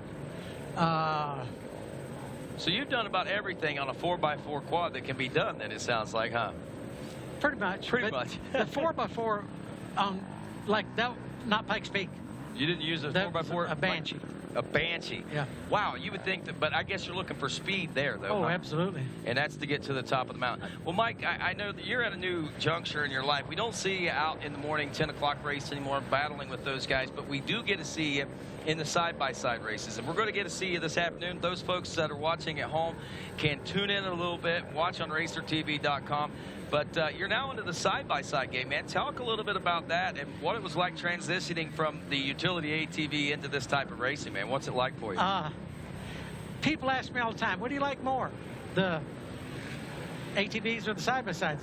How many children you got? 2. I said, which one do you like most? They're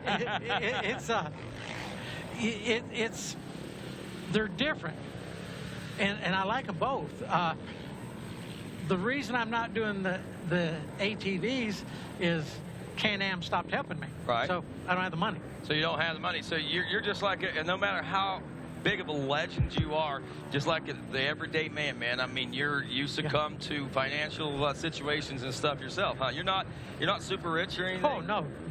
But you've had a lot of fun, though, haven't you? Oh, yeah. A lot of great memories. And Mike Penland, I just wanted to get you on here and let folks know that you're still racing. Yes. And you're going to be with us at, what is it, 4:30 this afternoon? Yeah, when we start the whatever it is. side-by-sides. What road, do you know what road you're starting on yet? No, way back. I'm in the old fat fellas class. They call it the Masters class. The Masters class, I think a.k.a. that's what the it is, old isn't it? fat Masters? Masters. Yeah, I think it something is like too. that. But a.k.a. the fat fellers class, Yeah, right? old fat fellas class, yeah. Old fat feller, I'm glad that it's the side-by-side racing. One of the nice things about it is if you've got somebody else, well, you have to have somebody else, but if they ride with you to or from the track, you get the bench race. Right. Yeah, and boy, you remember this and you remember that. And, oh, boy.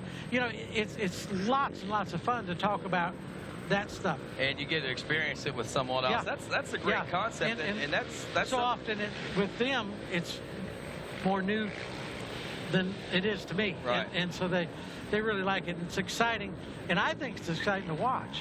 Oh, definitely. We've had a lot of fun watching it. Lots of stuff going on and lots of people. The people like it. They do. really like it. They do. And we like you, Mike Penland. Okay. We're going to get back to the racing, man. Go out there and make the Max's tires eat through this mud, all right? Yeah. All right. Lord willing, they're going to chew it up.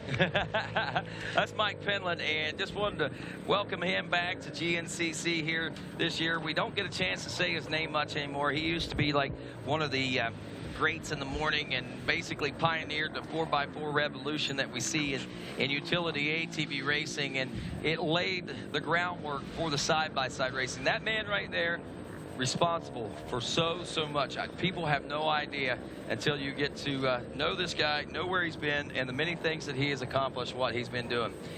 Well, Jared McClure right now is still running a third-place position, and Chris Borich is second with Adam McGill up front. The big question is, what does Jared McClure, what's going through this rider's mind? You know, we've seen so much from this rider this year. We've seen him on the podium.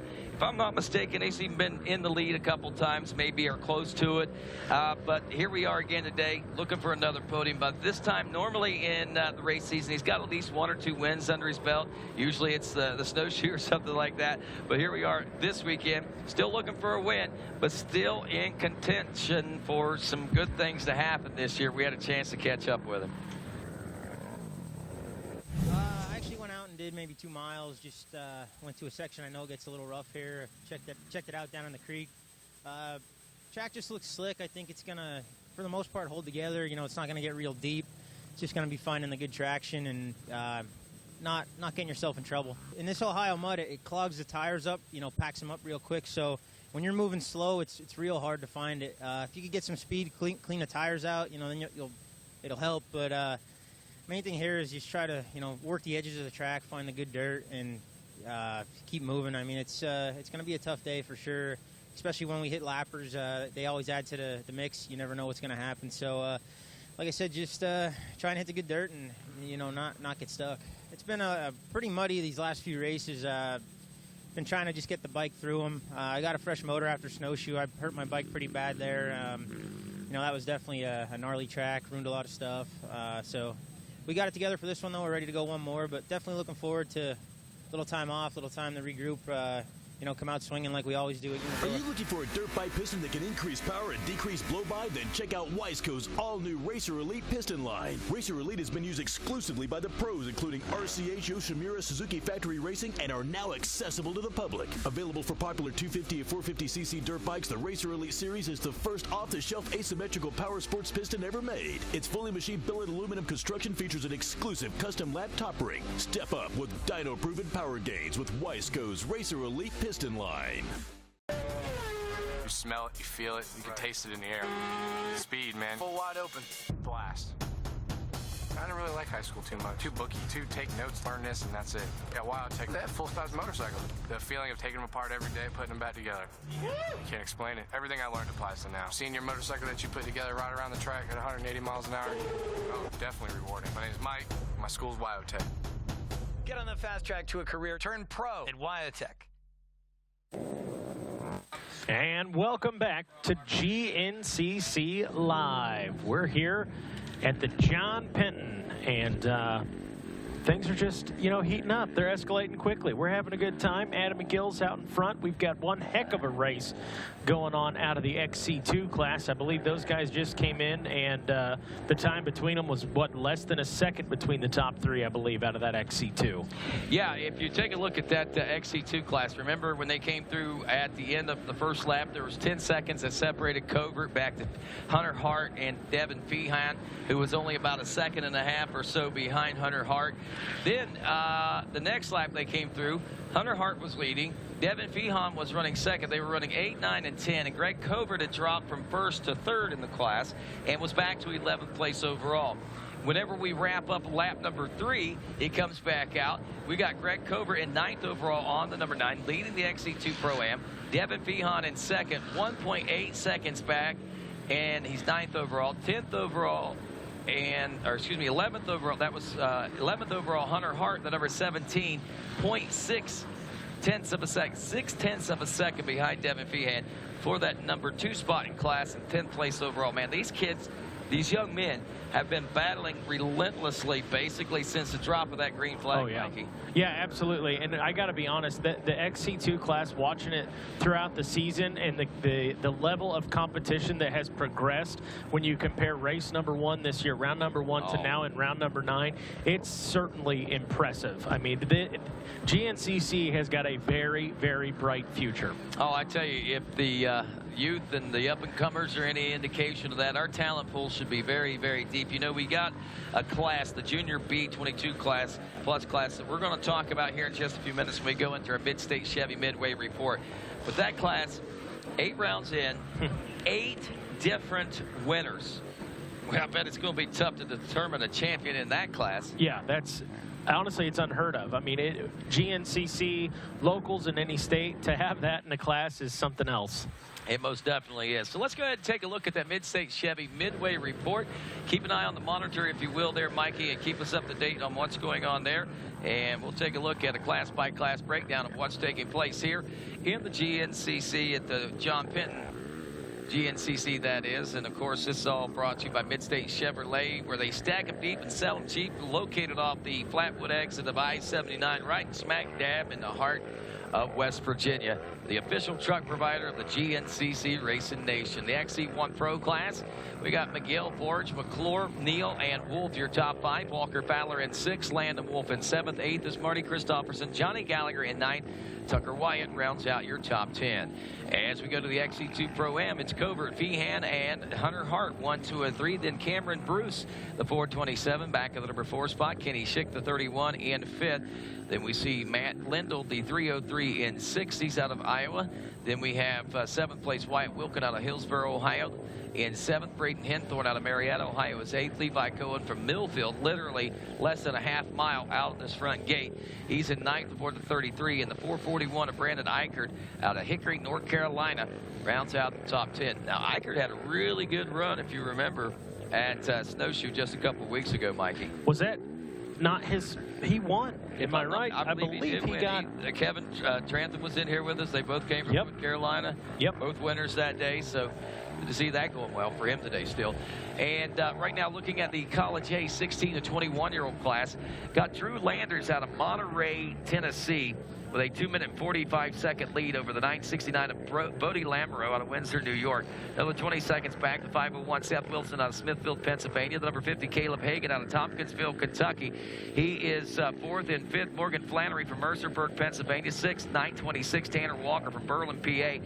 Eli Kiger, the 808 from Waynesburg, PA is 7th.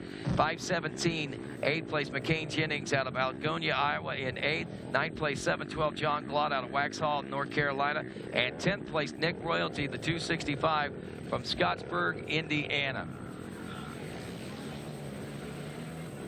That's your College A class. And Nick Mastrangelo leading the Junior A 22 plus class. Now, this is not the one we're talking about. It's the B, Junior B class we're talking about. But regardless, Mastrangelo, the 27 out of Newcastle, PA, a 16-second lead over the 768 of Tyler Wares from Marietta, Ohio.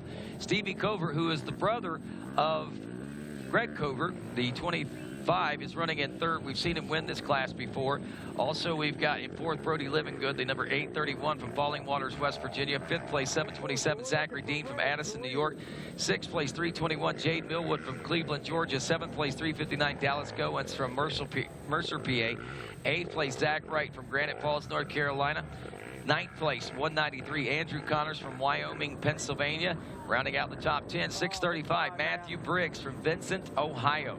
That's your Junior A 22 plus. Up next is the Vet A 28 plus. One Big Papa B, Jeff Pickens, former XC1 Pro Class racer and husband to 9-time WXC champion Tracy Pickens, is running in the lead out of Shamokin, PA. Has a 1-minute 54-second lead over, wow, Dustin Hendershot. The lead Dustin Hendershot this much, you know something must have happened out there to the old boy. 806 running back in 2nd. Up to 252 back to my buddy and yours, the Marlboro man, Todd Muscala. He's riding the 86 out of Uniontown, PA. 4th place, the 870, Bealsville, Ohio's Adam Reed. Brian Axline out of Thurmont, Maryland. 191 in 5th, Kevin Patterson of Barboursville, Kentucky. The 444 in 6th, Walter Schumacher out of West Mansfield, Ohio. 728 in the 7th place position. As we continue with the Mid-State Chevy Midway report, Senior ABs now. Wes Stone out of Auburn, PA, in 1-minute 38-second lead over the 776 of Brian Baker from Knob Noster, Missouri. 415, Brian Baker. That's got it. Yeah, I think that's little Brian Baker there, if I'm not mistaken there. All right, we'll search into that. But Knob Noster, Missouri, former XC1 Pro. I think this is his boy out there. Is what that. And I seen him around. And I swear, I thought, no, he's the old guy. This is him. His boy rides in the morning. I was going to say, I thought his boy rode in the morning. But this is Brian Baker. Brian Baker, former XC1 Pro Class rider from Knob Noster, Missouri. Seems so weird to say his name again. His son runs, I think, in the morning class race. That's why I got so confused. Like, wait a minute. Never expected to see him. He did tell me he may see him back out here, though, earlier this season. So here he is. Michael Hayes, 4:15 from Rocky Face, Georgia. In third, Chris Berry, 7:37 out of Munfordville, Kentucky.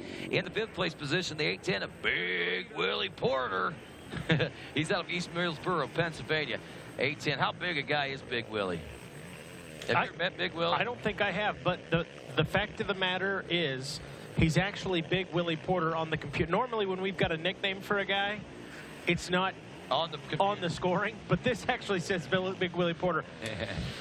There's our leader going through now. Boards right all over the rear wheels of Adam McGill as we roll through there in the 3rd place position. Jared McClure still holding steady back there. He's got the best seat in the house to that racing battle going on right now. Senior AB class, we got also not only Big Willie Porter in 5th, but also the 710 of Glenn Ledford out of Conley Springs, North Carolina in 6th. Now the rest of our B classes. College B, Michael Anderson out of Cloverdale, Indiana, leading the 774 of Logan Weiser out of Ortona, Pennsylvania.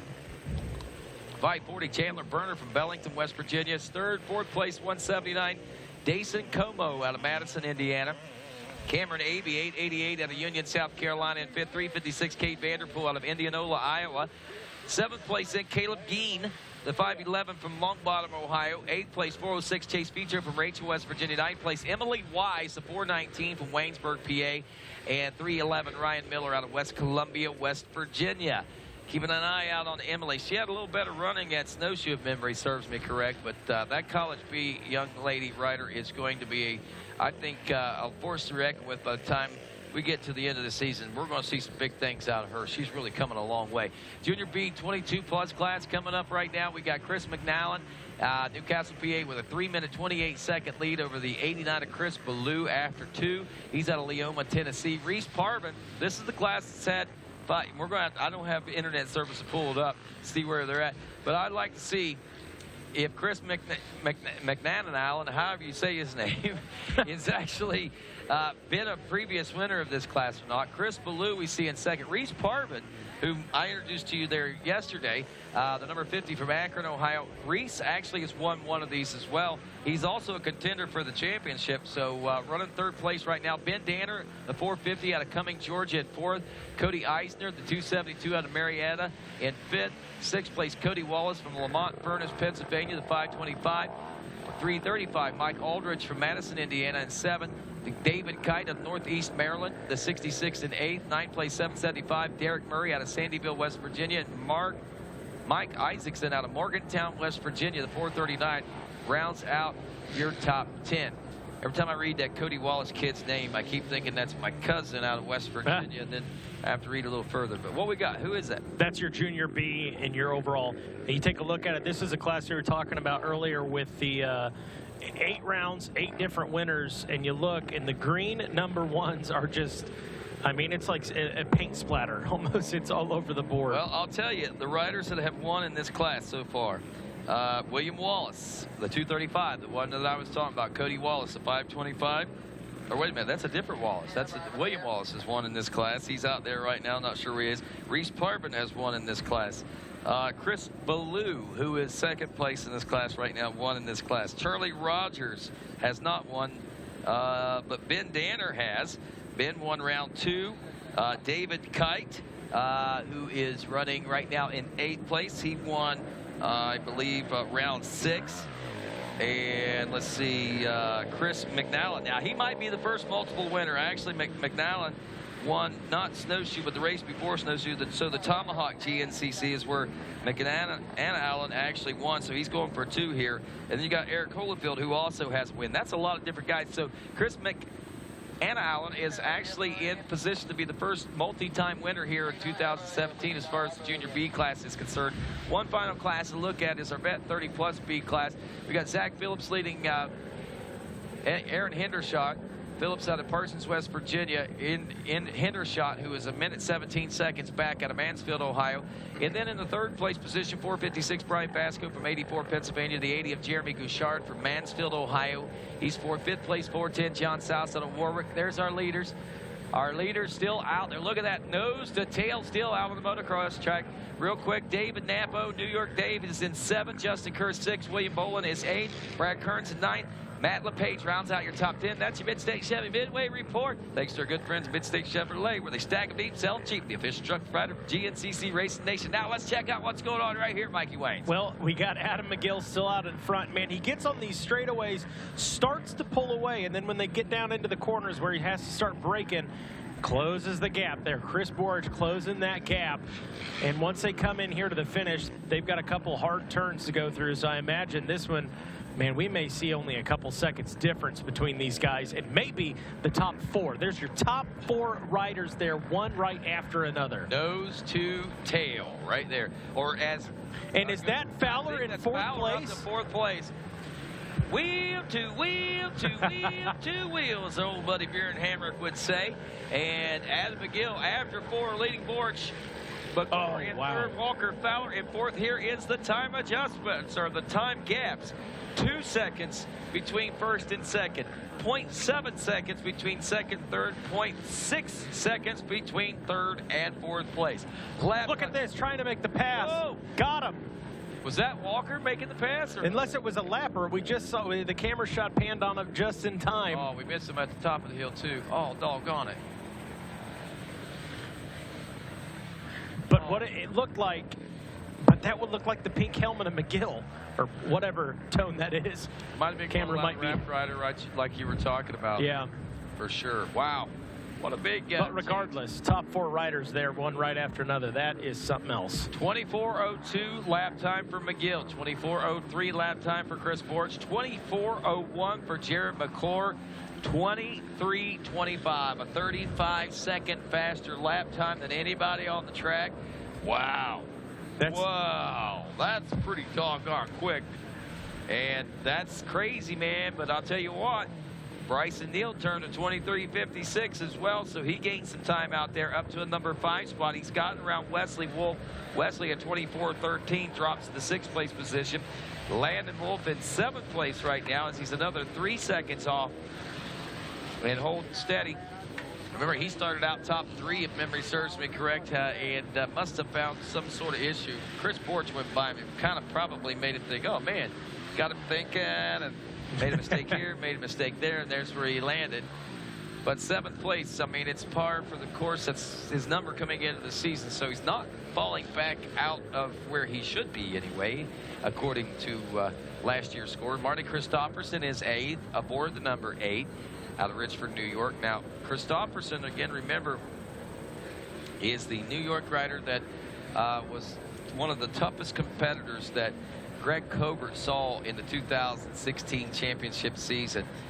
He elected to go ahead and go. And here's something also interesting for you to ponder. He got the national number 8, overall number 8. Greg Covert won the class championship. It's kind of weird how the overall and the classes are different, but they are, the points breakdown's a little bit different, so that's why it calls for that. But Marty got 8th place last year, and he said, you know what, I'm moving up to the XC1. Greg really contemplated it, but he thought, you know, I want to defend this number 1 plate one time, and I want to, you know, have some fun one more year before he gets too serious. And as you heard him say today, he works a 40-hour work week, so it's going to be hard to be too serious once he makes his way into the XC1 class. But I think if anybody's got the ability to be able to do that, it would be him.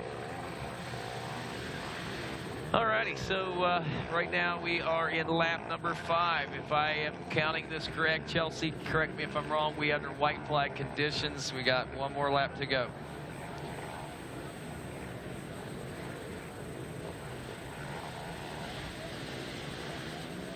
So I'm just scanning down through some of these things, looking at anything that might be of interest that might be popping up here. As we pointed out a few moments ago,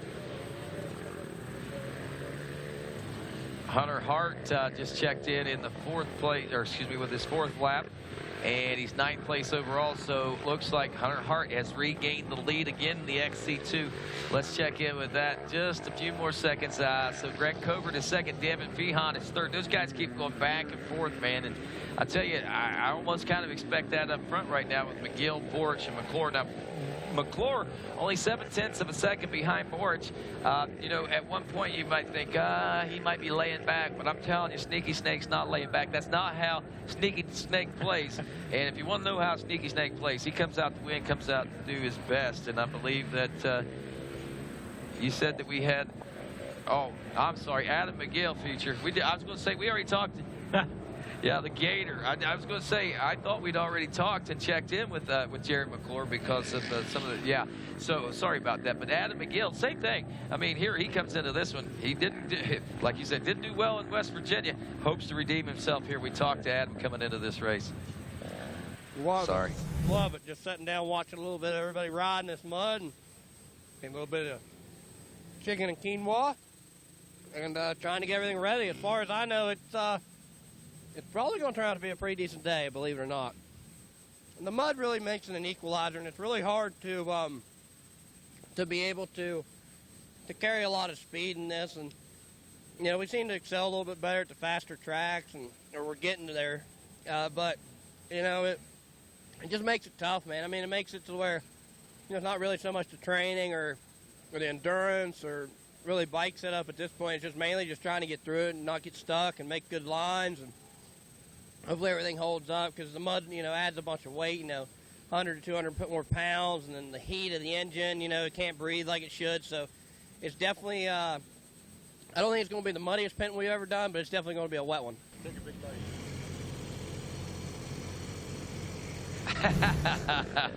Only Adam McGill. Only actually, they caught him, I believe, eating breakfast, or maybe coming in this morning or yesterday, I'm not mistaken. But they got him behind the wheel of his transporter there and eating. I would almost have to say that he was probably eating breakfast there this morning whenever they caught up with him. But Adam is a very unique individual, man. I mean, he is a real person. I mean, he doesn't fake anything whatsoever. There is nothing fake about Adam. No. I think that's probably part of the lure, part of the attraction, and what it's all about, and why people want to be involved or associated with McGill Mafia type stuff. And it's as silly as that may have seemed, and you look at it and say, how unprofessional is that to see a guy? No, that's a real dude right there. Yeah. That's Adam McGill. That's how he rolls, man. That's how he is. If you watch him, follow him on social media, he's no different in real life than he is on social media. He's no different in social media than he is here at the racetrack. The only difference is right now he's trying to win. And look at that. There are our top four in the XC2. Is this the XC2 class? That's it. Yeah. That is actually still Hunter Hart leading Greg Covert, Devin Fehan, and our fourth place in the XC2 is now Cameron Bruce, or is that Kenny Schick that's moved up? One of those two have gotten into the mix of things. If it's the 427, it's Cameron Bruce. If it's the 31, it's Kenny Schick. And I'll tell you, either one of these riders, I'm expecting to see something like that happen out of. So it could be one, or we might even see both of them right there. But that's pretty intense stuff going on in XC2 championship racing right now. It doesn't get much better than this. I mean, we had our top four out of XC1 coming through, one right after another, and now the XC2 coming in top four, one right after another. And you look at that section of the multiple. Remember I said this big, remember what I said, it's going to look different? Oh, It's nothing like what I expected it to. It did a lap.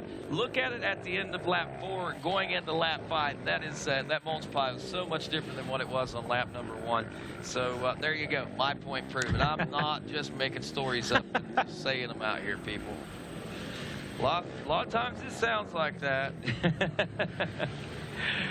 So Hunter Hart leading Greg Covert, Devin Fehan, Matthew Lindell, Cameron Bruce. That's your top 5 right there. Kenny Schick, I don't think Kenny's checked in with that 4th lap. I was sadly mistaken there.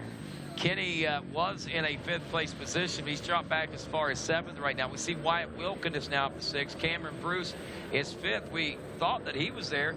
But look at that, Matt Lindell. Remember, Lindell got on the podium at X Factor, if memory serves me correct. Yeah, I believe you're correct. I think that was the last time we saw him up on the podium. He's had a couple of podium appearances. Well, we didn't even get to see him then. We saw his bike on the podium. Yeah. He had to go get his eye right. washed Yeah, out. you're right. That was, oh, man. This is...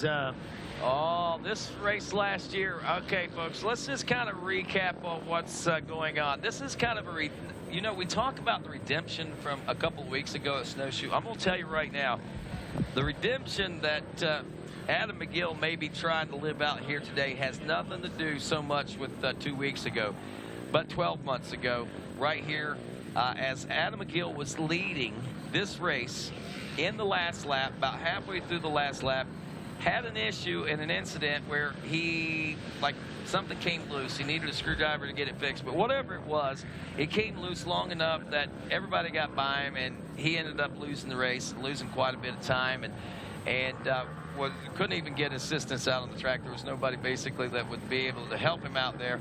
So a tough break for him. Man, I tell you, he was that close to winning, and he wanted to win that win so bad. So here he is coming back.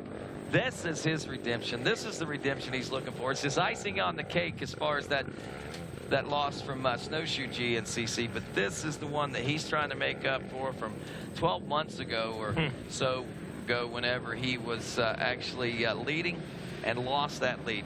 Now, how much of a heartbreaker would that have to be, and how much more, I guess you could say, eager would it make you to want to be out there and be up front?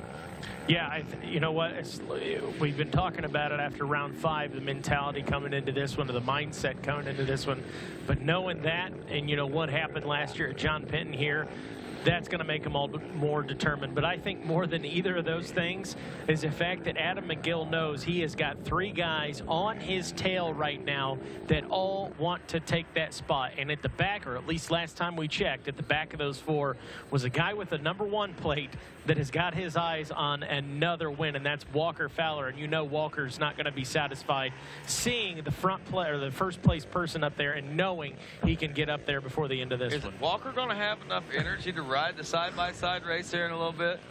That's the question right now. I mean, Walker is not only racing right now, but he's going to be going out. He had a lot of fun last time he raced that side-by-side, that big YFC machine that he's got. But we'll see how it goes. We'll see what it works out for him. That might be the adrenaline he needs to carry over into that side-by-side race. Pretty interesting stuff. Speaking of interesting stuff, we had a chance to catch up with him and get his insight to what the John Penton weekend was shaping up like from his perspective. No, I haven't walked a track in 3 years, so I have absolutely no idea what I'm ever getting into. I'd rather not know. Yeah, the rain's a bummer, but it's been raining in Ohio for about 4 months now, so every day you go ride in the rain or a muddy condition pretty much. I think we've had 3 or 4 dry days, so I'm used to it. It's literally all I've ridden this year, so this is nothing new, and I actually think it's going to feel like home. Definitely having fun, definitely comfortable being the champion. I would say last year having to defend the first one was very, very challenging. This one, I don't feel the pressure as much. I feel like kind of like I did before, like I never won it before, and that you're just striving to be the best that you can without having to back up results that you thought you had to back up. So I'm just out here racing, man, having a ball, and man, the fans are great. Team's awesome this year. That's another thing. We do have our own team, the WFR Maxxis Yamaha Fly Racing team, and it's just been comfortable, easy, to making it work. Making it work. That's kind of an understatement. I think he has been making it work, and it has been working for him, and it is working for him right now, as we saw him right there in the thick of things. From 16th place at the end of lap number 1 in the overall, dead last in the class after a stick stuck in his bike there and had to turn it over on his side to get the stick unstuck, up to a 4th place position, and maybe more now. 35-second faster lap than anybody else on the racetrack. Walker Fowler, as I said, and I hate to keep using this analogy, but he's on fire, man. I mean, literally, yeah. Fowler's on fire. And there was T-shirts there a couple of years ago that said that, and I hate to be so cliche, but Fowler is on fire, and that's about as cut and dry as you can get, at least on these last couple of laps. I hate to keep stroking him so much.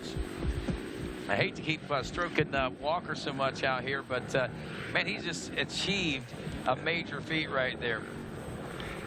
Bryson Neal still holding on to the number 5 spot. You know, I kind of wondered if Bryson might be able to hook up with the number 1 machine of Fowler and maybe lead him up a little further into a podium position opportunity. But from what I'm seeing there, I don't see that has happened, because Bryson's about 5.5 seconds behind. He turned a 30-second slower lap than Walker Fowler did. So maybe that he was under the 24-minute mark. So maybe that's what gave him that little extra oomph. But couldn't hang with Walker. There's something magical about Walker, man. I mean, I don't know what it is, and sorry.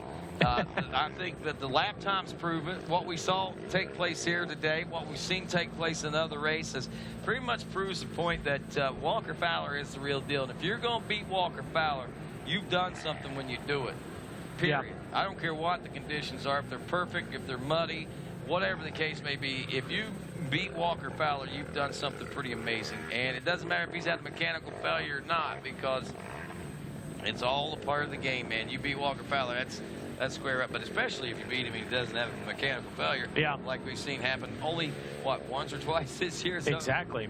It's crazy. Walker, as we pointed out, the point standings, almost a 3-lace. Ooh. Wow. Okay, we keep getting these updates. Here, I'm going to go out onto the track. This is the best way to do this. Track crew, Bill Allen. This is Rodney Tomlin. We're on RacerTV, and I'm curious, man. I'm getting a lot of mixed reports on what's going on out of that racetrack. Can you give me an update? I hear that maybe Chris Borch has taken over the lead in this final lap. Is that the truth? Yeah, Rodney, I'm down here at the street crossing right before the 8, and looks like McGill got stuck, and Borch looks like he's in the lead now. 10-4. How long was McGill stuck before he got unstuck, Ryan? He was at least back to, I think, 3rd or 4th before he got out of there. So is McClure still all over the rear wheels of Chris Borch right now? He probably had a second or two, but I think they'll be right back together by the time they get to the motor of the track. What about Walker Fowler? He was right there in the mix of things, too. Is he still? Couldn't tell. They were real muddy, and I could only make out Borch when he came up through there. 10-4. Thank you, Junior Trail Boss Ryan Eccles. And that's who that is. And that's it, man. The reports we got is that, wow, Chris Borch is out front. And I don't want to get too excited. And I don't want to take away from it. Yeah, Rodney's still on 1. Hold on a second. I think Fowler could be in the lead now. Waiting for him to come back down after the camera shot at the 9. 10-4. We'll be standing by and listening up, Ryan. All right, so we're going to the hill climb here in just a moment on the camera shot, or maybe we just went through there. We may have a new leader out there right now. Man. Wow, Walker Fowler could be doing it, but man, Chris Borch, for at least a moment, was out front. A lot of Borch fans, I know, pretty excited about that. Could we see him get back to his winning ways? We should be seeing these riders at the 9.5-mile marker here pretty soon. And that hill climb area coming up as, wow, I can't, these kind of days, I mean, I know I sound like I'm just stammering, stuttering, and kind of at a loss. I am. Yeah. I literally am. I'm sitting on the edge of my seat, a true race fan, on the edge of my seat right now, waiting for any bit of information to see what is going on. All the other fluff and all that other stuff that we're talking about, the time filler that we got, I can't think about it right now. I'm thinking about what's going on right here. Who is that leader? That looks like Walker. Walker Fowler is out front and on fire at the 9.5-mile marker. And not only out front, he has put a gap on the rest of the field already. Wow. It's unbelievable. There is Chris Borch going by. There is the number 5 of Bryson Neal up to 3rd. And I believe that might have been McClure back in 4th, or was that McGill back up to 4th place position? That may have been McGill, too. Man, I think that was McGill in 4th, but wow. Fowler is on fire, or as some people say, Wowler Fowler. And, of course, that was intense. First lap, let's break it down for him. First lap of racing, Walker Fowler grabs the whole shot. During that first lap, Adam McGill grabbed the whole shot. Right, yeah. Adam McGill grabbed the whole shot. Walker Fowler was right behind him. McGill led for a little bit. Fowler got around. And 10-4, copy that. Big lead toward the moto track. So anyway, basically what happened is Fowler got a stick stuck in his machine. He dropped all the way back to last place in the class. Came through 16th at the end of lap 1. Next lap he was 7th. Next lap he was 4th. Here we are battling from 3rd and 4th place position the last lap or so. And he is out front and with a monstrous gap that is opened up between he and second place Chris Borich, who is continuing to battle with Jared McClure, Bryson Neal, and I believe also Adam McGill still in that mix and match of things as well. Another heartbreaker for Adam McGill. So close yet so far away here at the Whitesco John Penton GNCC. Yeah, that's without a doubt a heartbreaker for McGill. I mean, being that close and honestly just leading it outright up until this point, that's going to be a tough one to swallow for McGill. Wow, I am waiting right now with bated breath. We'll be seeing these riders on the moto track here in just a couple moments. You know, it's funny, you think about Walker Fowler, and I know some of the people out there are like, man, I like the guy, but I'd sure like to see someone else win once in a while. And while that might be true, I think it's one of those things that with years, right, when you look back years later, you sit back and go, wow, I watched that guy kick butt race after race, year after year. I think it's something that you don't appreciate until it's not, you know, I think to Barry Hawk, for example, you know, it's something, sure, you appreciate it while it's happening, but it's almost like something you take for granted. Right. You know? Yeah, yeah.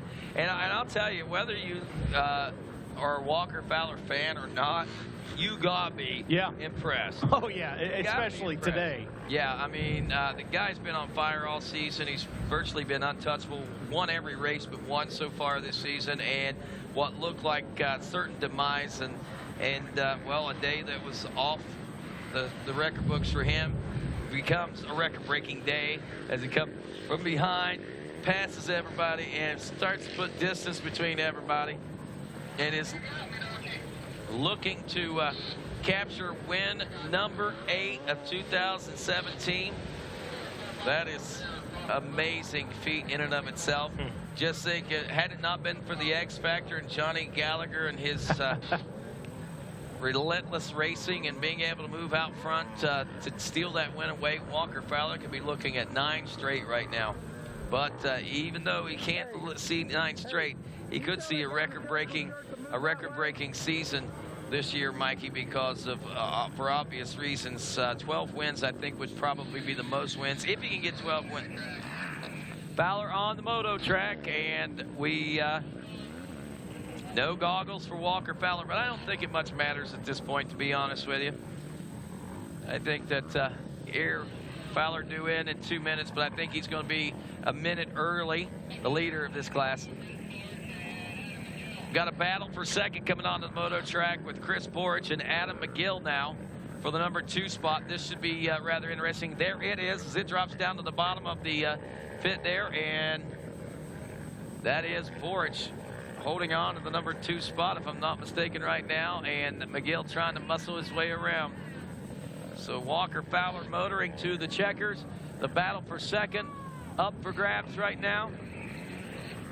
And Walker Fowler making his way around here on this final lap while these two do battle for the second place position. Makes history here in Ohio at the Whitesco John Penton GNCC.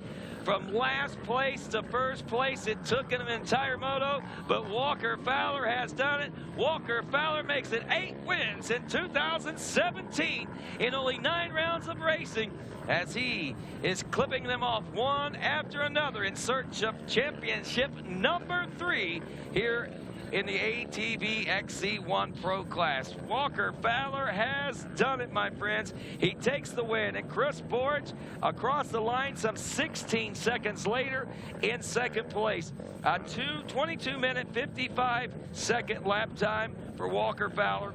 23-13 consistency there for Chris Borich, as he will take second. 23-17 there for Adam McGill, as he will take the third place position. Bryson Neal, so close to another podium position finish here as he finishes fourth today, only 7 seconds off pace.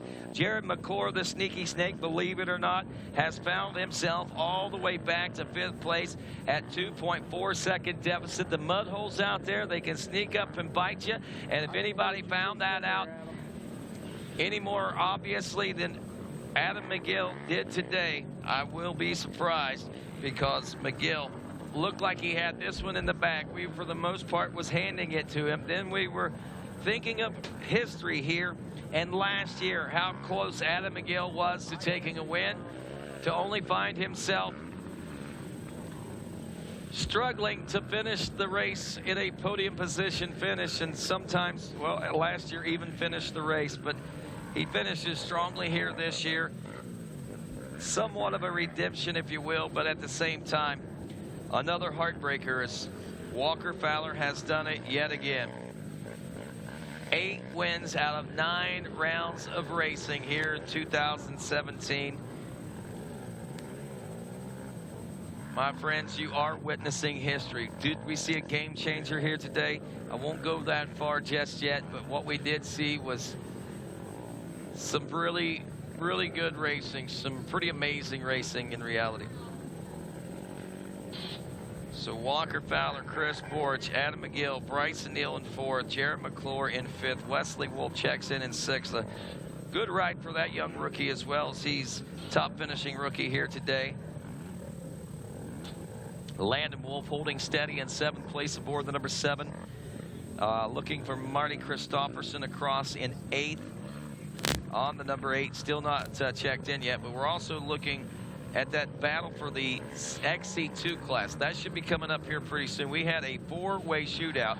Hunter Hart, Greg Covert, Devin Feehan, and Matt Lindell were literally nose to tail to nose to tail to nose to tail when last we saw them in that intense battle for the podium spots in the XC2 class. Not only that, but also for the overall win, or not the overall, but the class win. So 2nd, 3rd, and 4th place positions, pretty intense right now.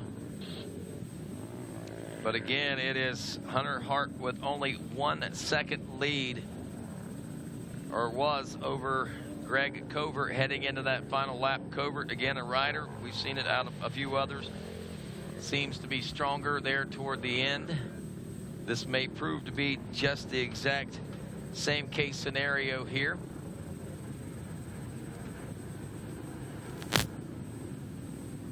So we'll watch with bated breath right now, just waiting for this to happen.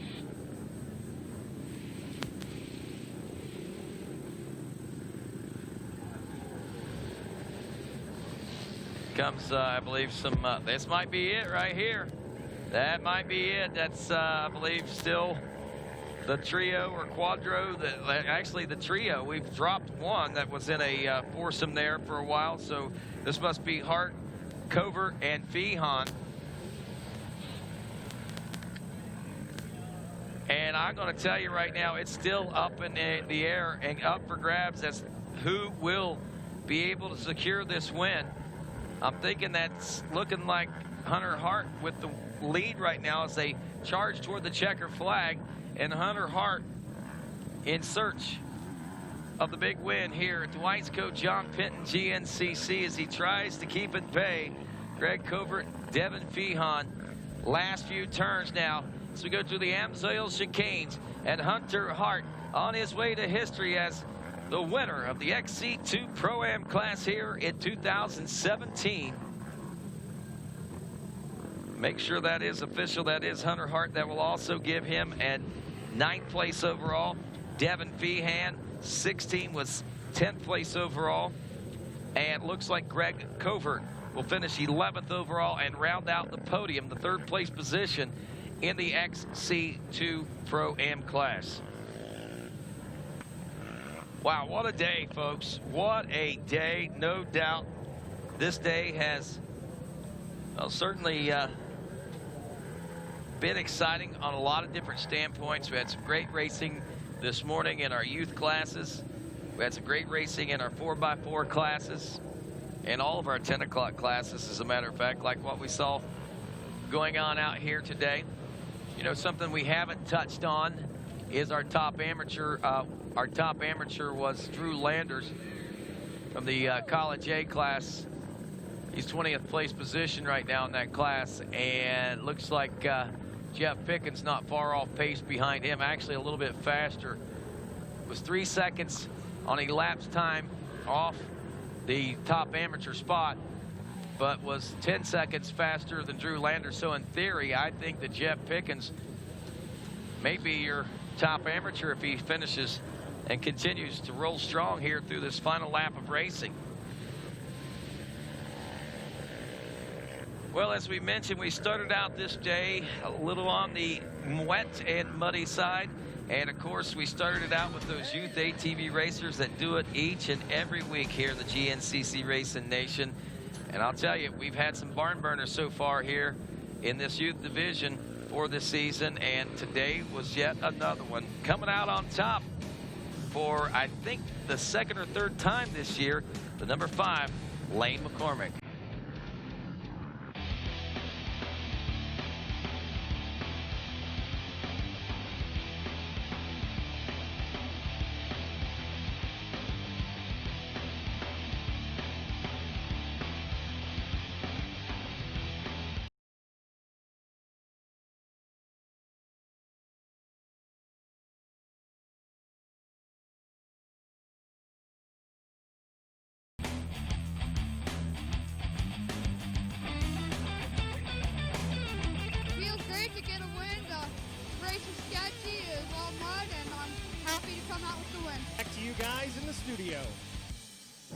Introducing Sound Art, the world's first truly customizable, concealed, flat panel art speaker system. Sound Art is elegantly hidden behind a high-grade, textured canvas wrap, bringing together the best of sound and art.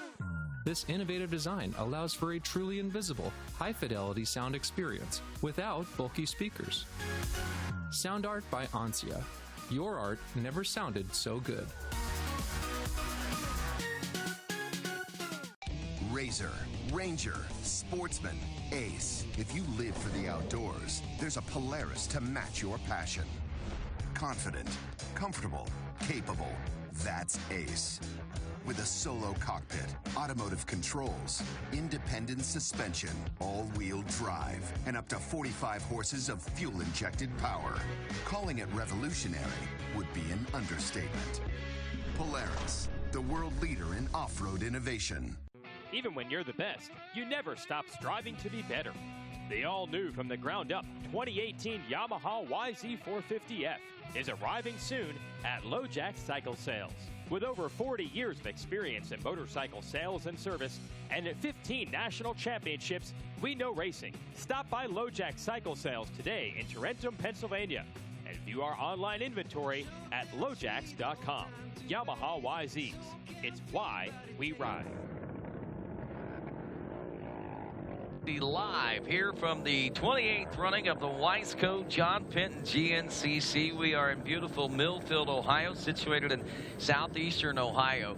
Round 9 of the 13-round series, originally scheduled, I believe, to be round 6, if I'm not mistaken, but due to postponement, we moved it here to the July date, and here we are under some still muddy conditions at the John Penton GNCC. By the way, that was Lane McCormick's 5th win. I think I said third, the second or third. I was thinking that there was only 3, but actually that was his 5th win. So congratulations to Lane McCormick, man. He's been lighting it up as far as that youth class is concerned here in the ATV. So, and rightfully so, man. He comes from a racing family. His mom's the defending champion in the WXC class, so he has a lot of things to look up to, and also, I'm sure that he gets ripped quite a bit as well if he doesn't perform well.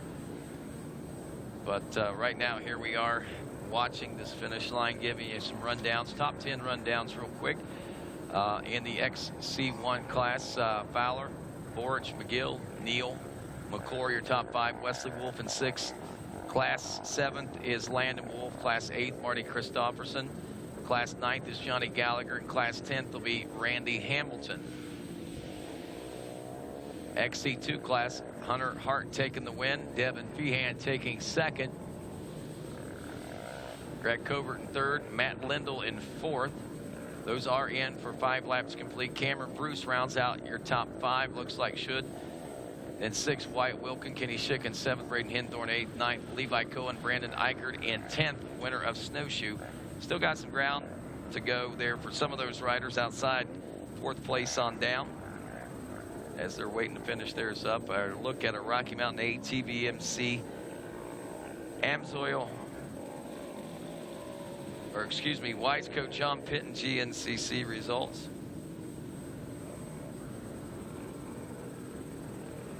They're at the Amsoil finish line. Protect your weekend. Folks, if you're listening at home, I want to encourage you to go online. If you're here at the track, go down to your local distributor here. So they've got your key to 25% savings on all Amsoil products and so much more. They are here to protect your weekend. They are first in synthetics. So we'll have podium presentations coming up here in just a few moments. We've also got still to come here shortly. We'll be running the UTVs, or the side-by-sides. And as well as that, tomorrow we'll be back with live coverage of the 1 o'clock race. So we encourage you to tune in around 1 o'clock tomorrow afternoon for the great things going on here in the GNCC Racing Nation.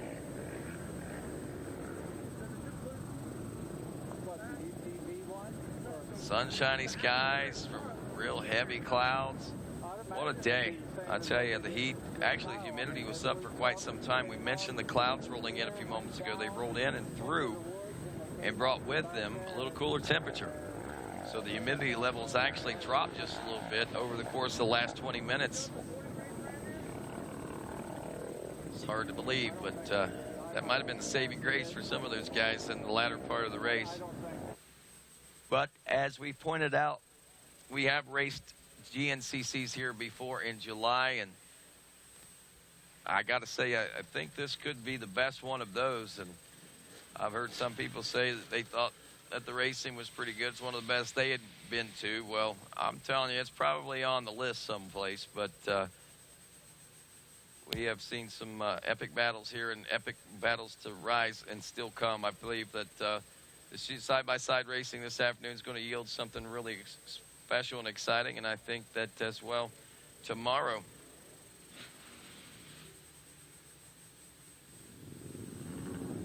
Hey folks, if you're around here, stick around. Coming up at 7 o'clock, Team Faith is going to be providing the water truck water slide for kids of all ages and all sizes.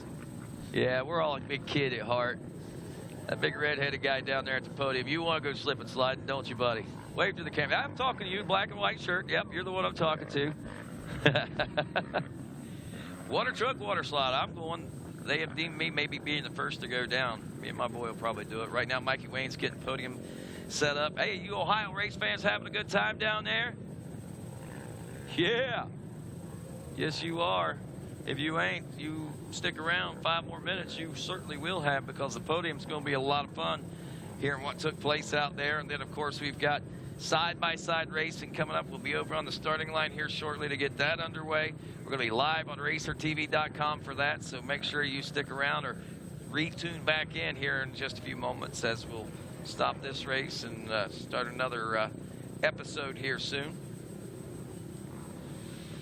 But more RacerTV today at continuing with UTV. More tomorrow at 1 o'clock.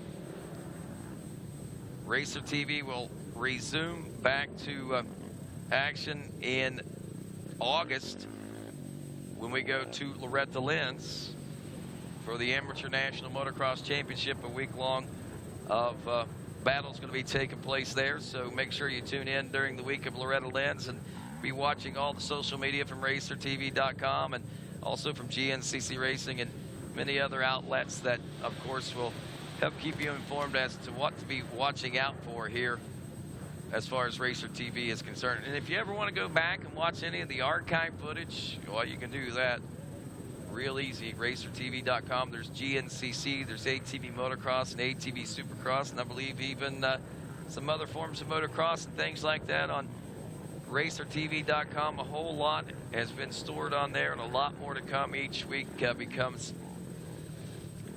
more great programming making its way into the RacerTV.com books, and we are getting set up for podium right now. Again, if you're wondering, it will be just a moment before we'll see these top 3 overall rolling up onto the podium. And we have, I'm not sure, but we may have an issue that is being worked on right now. So with that, it could be just a couple more minutes. And once we get official word on if there is an incident that took place, and if there is a question about it, we'll get the answers, and we'll pass those along to you coming up here in just a few minutes. I know that a lot of folks really enjoying this Wiseco John Penton GNCC. It is the longest standing one on the circuit, and I'll tell you, when it all began back in 1990, I don't think that Howard Russell or Jeff Russell or even Big Dave Coombs, well, I got to take that back. Big Dave might have saw what the future held for this particular place, but so many of us maybe hoped that something like that would happen, but never dreamed that this event would become. It's not only an icon for the southeastern Ohio race fans and riders, but folks from all over the world are tuned in right now on RacerTV.com. And of course, if you want to do that, we encourage you to do so and follow along in social media. If you're not following GNCC Racing in social media, of course, we got our Facebook page, GNCC, that's /GNCC Racing.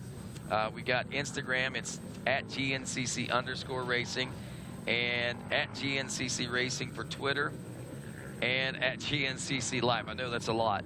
At GNCC Live for Snapchat. Use the official hashtags GNCC and hashtag GNCC Live.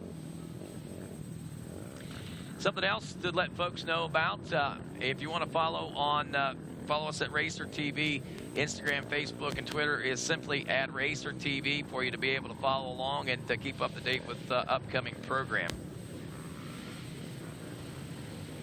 Got a lot of things going on here this weekend for the folks sticking around. We've got coming up tonight the water truck water slide after UTV racing has concluded. We've got chapel services with Chuck LeMaster at 7 o'clock, and then at 7:30 tonight, we'll be spinning the tunes with DJ Judd. He was with us at Snowshoe a couple of weeks ago. He'll be rolling from 7:30 to 10, along with the slip and slide located at the starting line. Now, tomorrow we've got the 13th annual KTM Youth Day returning to the weekend, where KTM will be focusing on the future of off-road racing tomorrow, and each motorcycle youth racer who enters the John Penton GNCC will receive a ticket to take to the KTM Semi to get some great prizes. They'll receive a free commemorative t-shirt featuring 2016 U.S. ISDE World Trophy Team. All racers and fans are invited to stop by the Semi and check out the FMF KTM factory racing bikes and visit the team. Each racer will be present at the finish line to watch every youth racer cross the line and award them a finisher medallion. And each youth racer that lands on the podium will be presented his or her award by Mr. John Penton himself and get a photo with the factory riders. Yep, Mr. John Penton will be here tomorrow as KTM Youth Day will be in full swing. And we hope that you folks that are tuned in, watching at home, can find your way down here. If not, make sure you find RacerTV.com again tomorrow on the World Wide Web to ensure that, if nothing else, you can keep up to date and find out whether or not Caleb Russell can get back to his winning ways on the two-wheel side of things. Can he do it here at the family farm? If I'm not mistaken, he's got the last 4 wins here, and he's looking to make it 5 so he can get things a little bit more comfortable and breathable as far as the championship points race is concerned. So we got some big things going on as far as the two-wheel side of things are concerned tomorrow, as we still, it looks like, are in the process of trying to figure out some sort of an issue that someone has had here in this final lap. Can we take a break or something here real quick, reset, and And of course, just want to remind folks that GNCC Racing is brought to you in part by your friends at AMSOIL, the first in synthetics. Also by Maxxis, by Maximum Potential. And by RockyMountain-ATVMC.com, your one-stop shop for parts, accessories, apparel, and more. GNCC Live will continue after this.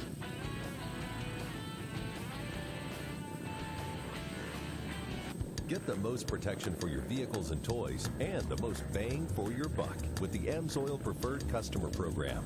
Join today and receive up to 25% savings on AMSOIL products, exclusive product and shipping promotions, free AMSOIL gear, points on all purchases, referral rewards. Register today and take advantage of all the benefits offered by the AMSOIL Preferred Customer Program. Visit AMSOIL.com/PC.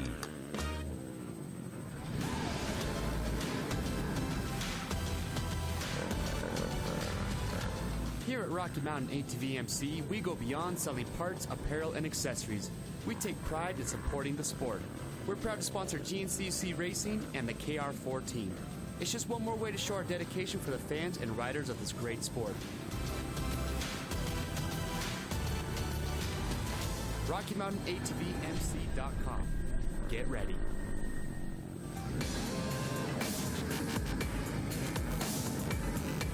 At Rocky Mountain ATVMC, we want to help increase rider participation at your next race, rally, or club event with our free Race Gas program. Join Race Gas, and every rider that signs up for your event or club gets a free $10 gift card to Rocky Mountain ATVMC. It's that simple. RockyMountainATVMC.com. Get ready. Welcome back to GNCC Live, and welcome back to the Wiseco John Penton GNCC. Check, check. And of course, with that, we are in waiting right now to find out what our official results are going to be for today's great affair here at the Wiseco John Penton GNCC. I'm under the understanding there has been a protest been filed for overall.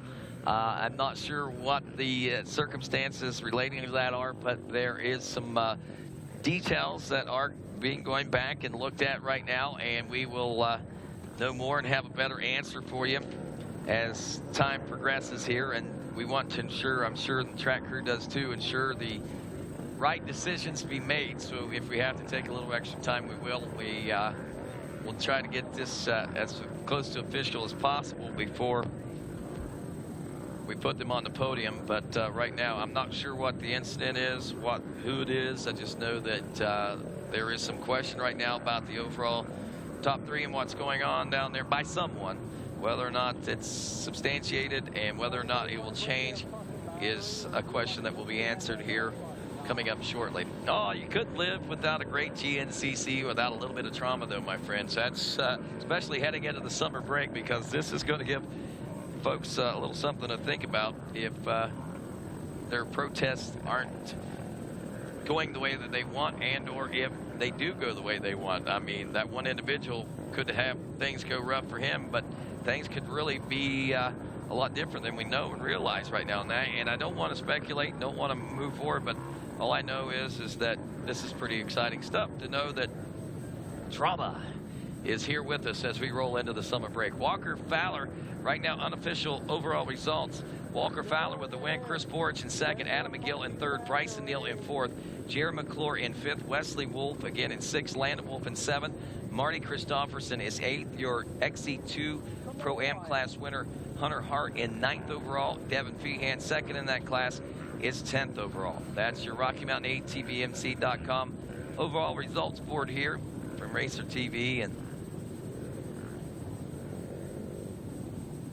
right now would be a good time for some summertime ice cream. You know, I want to talk about, while we got a moment, and you folks are listening at home and here at the racetrack, if you haven't had a chance to ever go to the Federal Hocking FFA alumni concession stand. They have been a big part of this GNCC and providing all the snacks and food, breakfast, lunch, and dinner here early in the morning until late at night. And of course, those folks do that on a fully volunteer basis. Every dime that is spent at the concession stand this weekend goes to the Federal Hocking FFA alumni. And I just want to salute the workers that are up there. They've got kids from the school that are working. They've got FFA alumni people that are part of that organization working in there. Everybody joins together to bring that together. And then what they do is they take that money and they provide it to the FFA of Federal Hocking, which has got one of the best FFA programs in the state of Ohio, quite likely the nation as well, with the kind of great support and stuff that they get. So I tip my hat this week to the concessionaires here at the Weisco John Penton GNCC, our Federal Hocking FFA alumni. And I think what they do for their local community should be something that other folks should follow their example on. And, you know, years ago, we used to have a lot of those alumni organizations that helped out. Unfortunately, over time, things like that have gone by the wayside.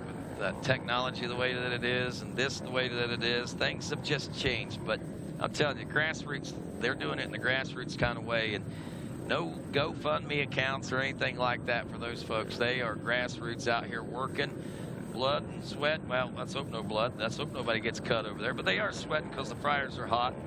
And I know they cry tears of joy whenever they get to provide all that great money to the FFA and help them do the many things that they do over Federal Hocking. That is interesting. No, you're right. Yeah, interesting. I agree, is the point standings right now. And let's take a look at those point standings. First place, if you're wondering how points are awarded in GNCC, it's a little different than a lot of your other types of AMA events like this.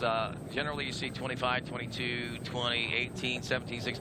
But in GNCC, it's such a grueling race. In order to win one of these, you obviously have to rise above so many obstacles out there that first place will actually yield you 30 points, and that will be a 5-point bonus over the second place position, so you get a few little extra points there to help cushion things up there. Then we see a 4-point break from second to third place, so it goes from 25 to 24. Then fourth place is 18 and fifth place is 16. Sixth is 15, and you go 1 point down that way. But like we say, overall, the point standings and breakdown just a little bit different. So if you can win here and your closest opponent, say, takes a third or fourth place, man, you can make some big points up by doing that. And even 5 points, chipping away a little at a time, can make a big difference as well. But I can tell you, anybody trying to chip away at Walker Fowler's point standings right now has got their work cut out for them coming into this race. I think he had a nearly, well, he had over 2 race point spread over the rest of the field that he could literally show up and not even race and still walk away with the points lead.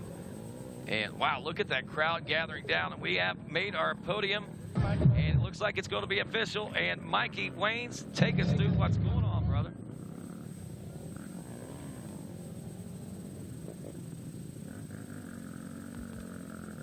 All right. Well, we're down here.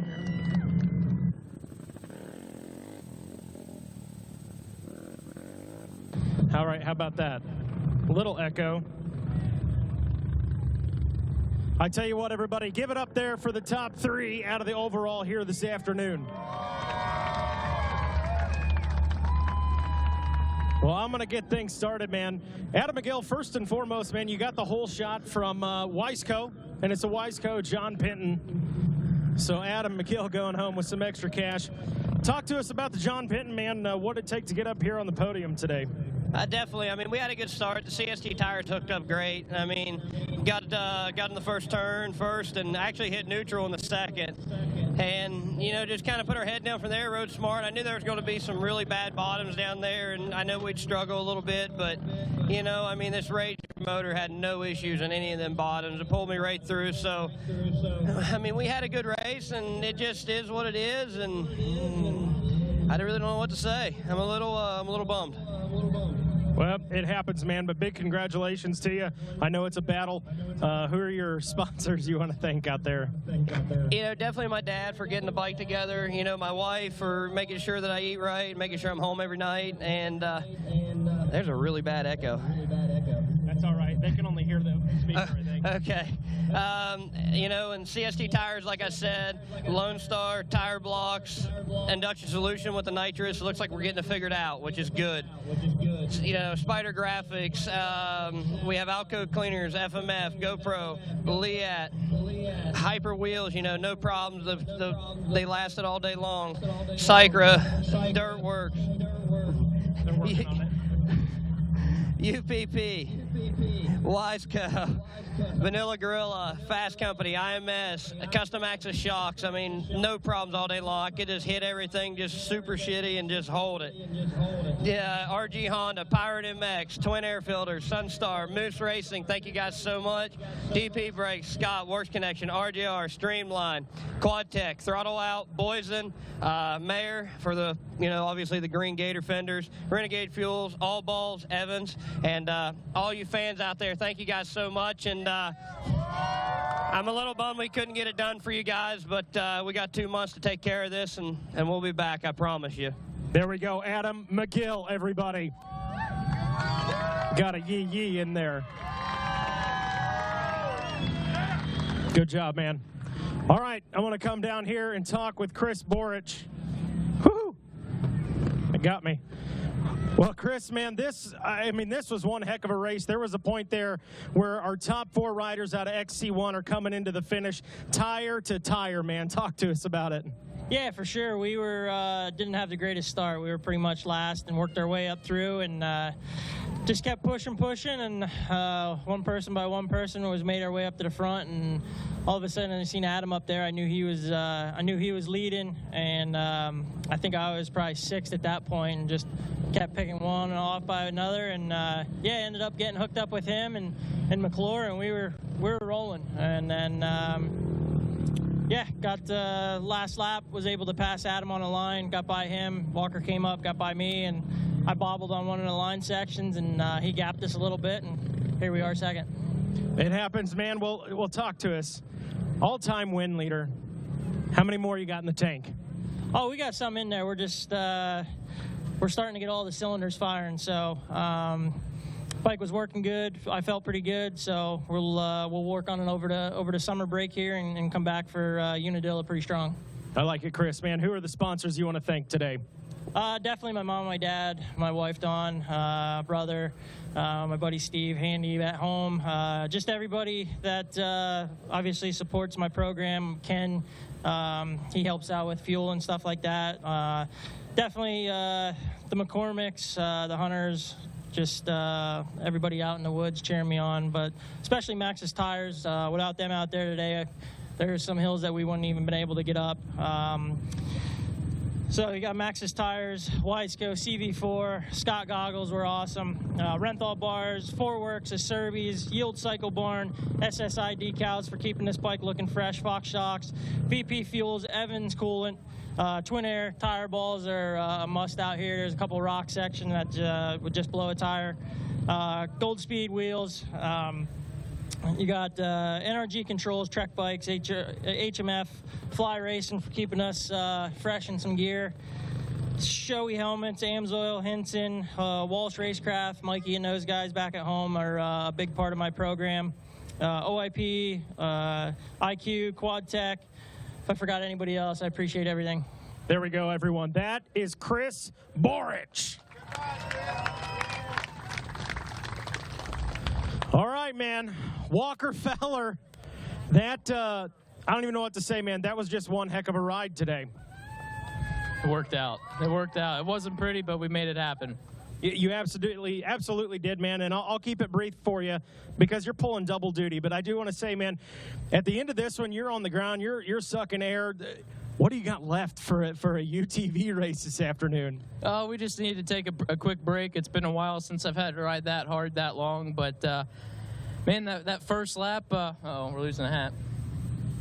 That first lap, Adam got off to another great start. That machine fires good, so does this one. We were right there in second. I think McClure was third, and he set a good pace up front. He actually could pull away a little bit. I got some arm pump early, and we got down the little pro section. You have to hop some big moon rocks and go up a little slick hill, and you run across the top of the ridge. When you come back, it's all in the it's a little creek bed and has water in it. And wouldn't you know it, there's a camera guy sitting there, and a 8-foot section of grapevine goes through one A-arm, over the frame rail, under a foot peg, and out the back, and it stopped the bike dead. And I'm just like, uh-oh, well, this is not good because I can't move. There's a young man named Gage, and his friends jumped in, and we got the bike flipped over. We worked on this thing forever, felt like, and it really was. When I finally got the bike going, I was third place in XC2, and gloves were soaking wet and slick, and just knew it was going to be a long day. But and it just goes to show, just don't ever give up, you know. I knew there was a lot of this track. I could tell that first lap it was hard. It was hard to go really fast, but if you could do it, it was better. And I struggled, and we got I tried to pit early, and my pit wasn't ready, and we wasted time there. And like I said, I couldn't hold on all day. And you know, finally after I got the 2-lap card, I said, well, you know, you either going to ride around in fifth all day, or you need to pull your head out of your rear end and make something happen. So we just, and I don't like to do it. I just rode like an idiot and just bounce off everything, bounce off the rev limiter, bang the clutch, and shift gears. And as soon as I'd catch up to somebody, I would just be right on the rear end and make a pass and just aim for the next rider. And other than Bryson, I got him before we came through for that white flag. But as soon as we got back just to some split lines between I think the 5 and the 7, just picked them all off within about a mile and just put the hammer down, ran like a scared rabbit. I had no goggles at that point. They got messed up, and like I said, I just knew I just had to keep riding the way I was going. And the bike, my suspension set up to go fast. It was killing me all day, and man, that last lap when I was finally riding the way I know I can ride, it worked awesome. So hats off to everyone, especially those 2 young men that helped me. He's right there in the maroon shirt, my boy. Thank you so much. Without him and his friends, I'd probably still be down there. And like I said, it's all on camera. It's unfortunate, but man, we made it happen. That was fun. Thank you, fans, cheering us all day. It's what keeps us running. Thank you. Good work, man. All right, give it up there, Walker Fowler, man. Sponsors you want to thank before we turn you over to UTVs. For sure. Definitely want to give the glory to God first and foremost. He definitely had his hand on us today. We were not riding pretty that last lap. A lot of knees on the handlebars, sending it, you know. Send it. Yeah. Definitely got to give it up to my man Mark Notman. He's over getting the side-by-side ready. Like I said, we're pulling double duty. The whole Notman family, they help get everything cleaned up and prepared for another round of racing. The whole WFR Maxxis Fly Racing Yamaha team. Without them, we wouldn't be able to do what we do. Maxxis tires were killing it today. So slick out there. Fox suspension was performing perfectly. Lone Star components, me and Adam getting up here with all the DC Pro components. Hinson clutches, man, I was hard on that clutch today, and she held up great. Moto experts, Toby Reed, thank you so much. FMF Racing, Graphic Works, keeping this thing looking good. Maxima Oils, Gold Speed Wheels, Fast, GYTR, Alpine Star Boots. This is my first race in Alpine Star Tech 10s, and I'm very happy with them.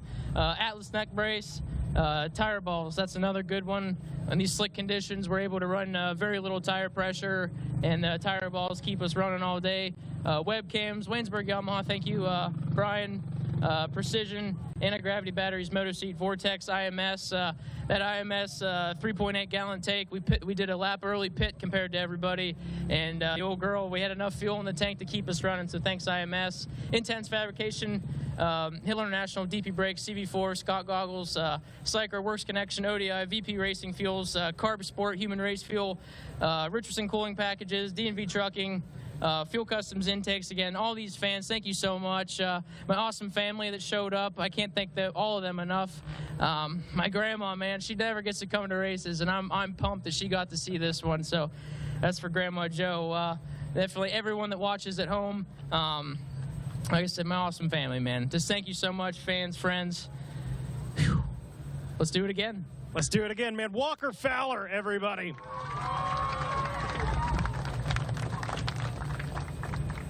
Well, that is going to do it for that. Up next is Champagne Showers, the spoils of victory. Podium picture. Thank you. Gotcha, Kenny. So we'll get our top 3 riders together up there with the trophies and the hardware. Everybody give it up there for the top 3 out of your overall.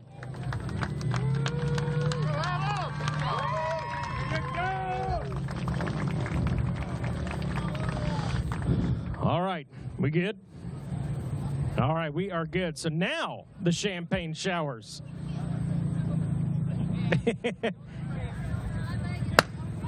Popping bottles, enjoying the spoils of victory. That is it right there. Well, congratulations to all of our competitors today and our top 3 overall here, of course, with Walker Fowler coming out on top, as we said, win number 8 of this championship season out of 9 rounds of racing, believe it or not. And, of course, as we were talking there for a moment ago, the NBC Sports cameras are the one that caught Walker Fowler's crash. So whenever you're watching NBC Sports highlights reel and highlights show coming up on NBC Sports a little later on this broadcast season, you'll be pretty impressed to be able to witness that particular event. And we also want to say congratulations to Smitty.223, the winner of our Instagram contest. And with that, folks, we're going to take a quick break, and we'll be back with more GNCC Live.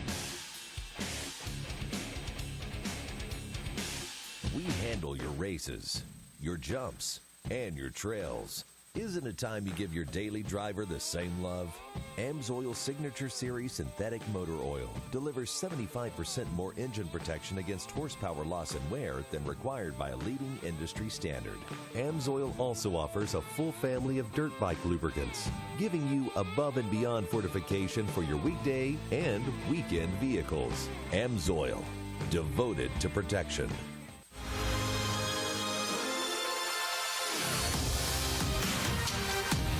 As riders and racers, we understand the need to get quality parts, apparel, and accessories fast. We have the horsepower of multiple warehouses to make sure your gear, OEM parts, or accessories make it to your door quickly. Check out our easy-to-use website and experience customer service that takes the whole shot. RockyMountainATVMC.com. Get ready.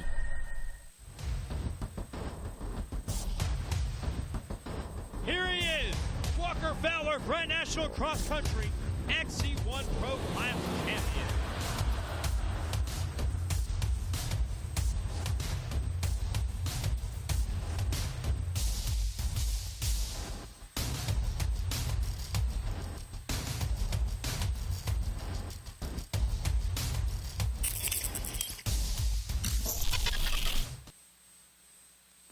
And welcome back to GNCC Live. Rodney Tomlin here from the studio. Mikey Wayne's making his way down to the podium and, of course, celebrated our XC1 Pro Class and the overall there just a few moments ago. We're in the process of resetting the podium and getting ready for the XC2 Pro Am class. So that right there, my friends, is what we are doing here at John Penton. We're also getting ready for side-by-side racing going to be taking place out on this same course. We'll be starting from the exact same place, and it'll be a shortened and converted course in some areas, but we'll get to see a lot of them on motocross tracks, and we'll also get to see a lot of cool stuff. By the way, Chris Bithell, who's a former XC1 Pro Class rider, will be joining Kyle Cheney in the #1 car here this weekend as they go and try to take, I believe would be Cheney's second win of the season. It's already been a rather intense championship battle for the UTVs. Walker Fowler will be heading over to the UTV racing as well here in just a few moments as he'll jump in a car to drive, doing those double duties here at Wiseco John Penton again. And that's just some cool things still to go. Water truck slip and slide for the fans around, and we also have DJ Jug coming up at 7:30 tonight, but that's after chapel services. Chapel services at 7 o'clock.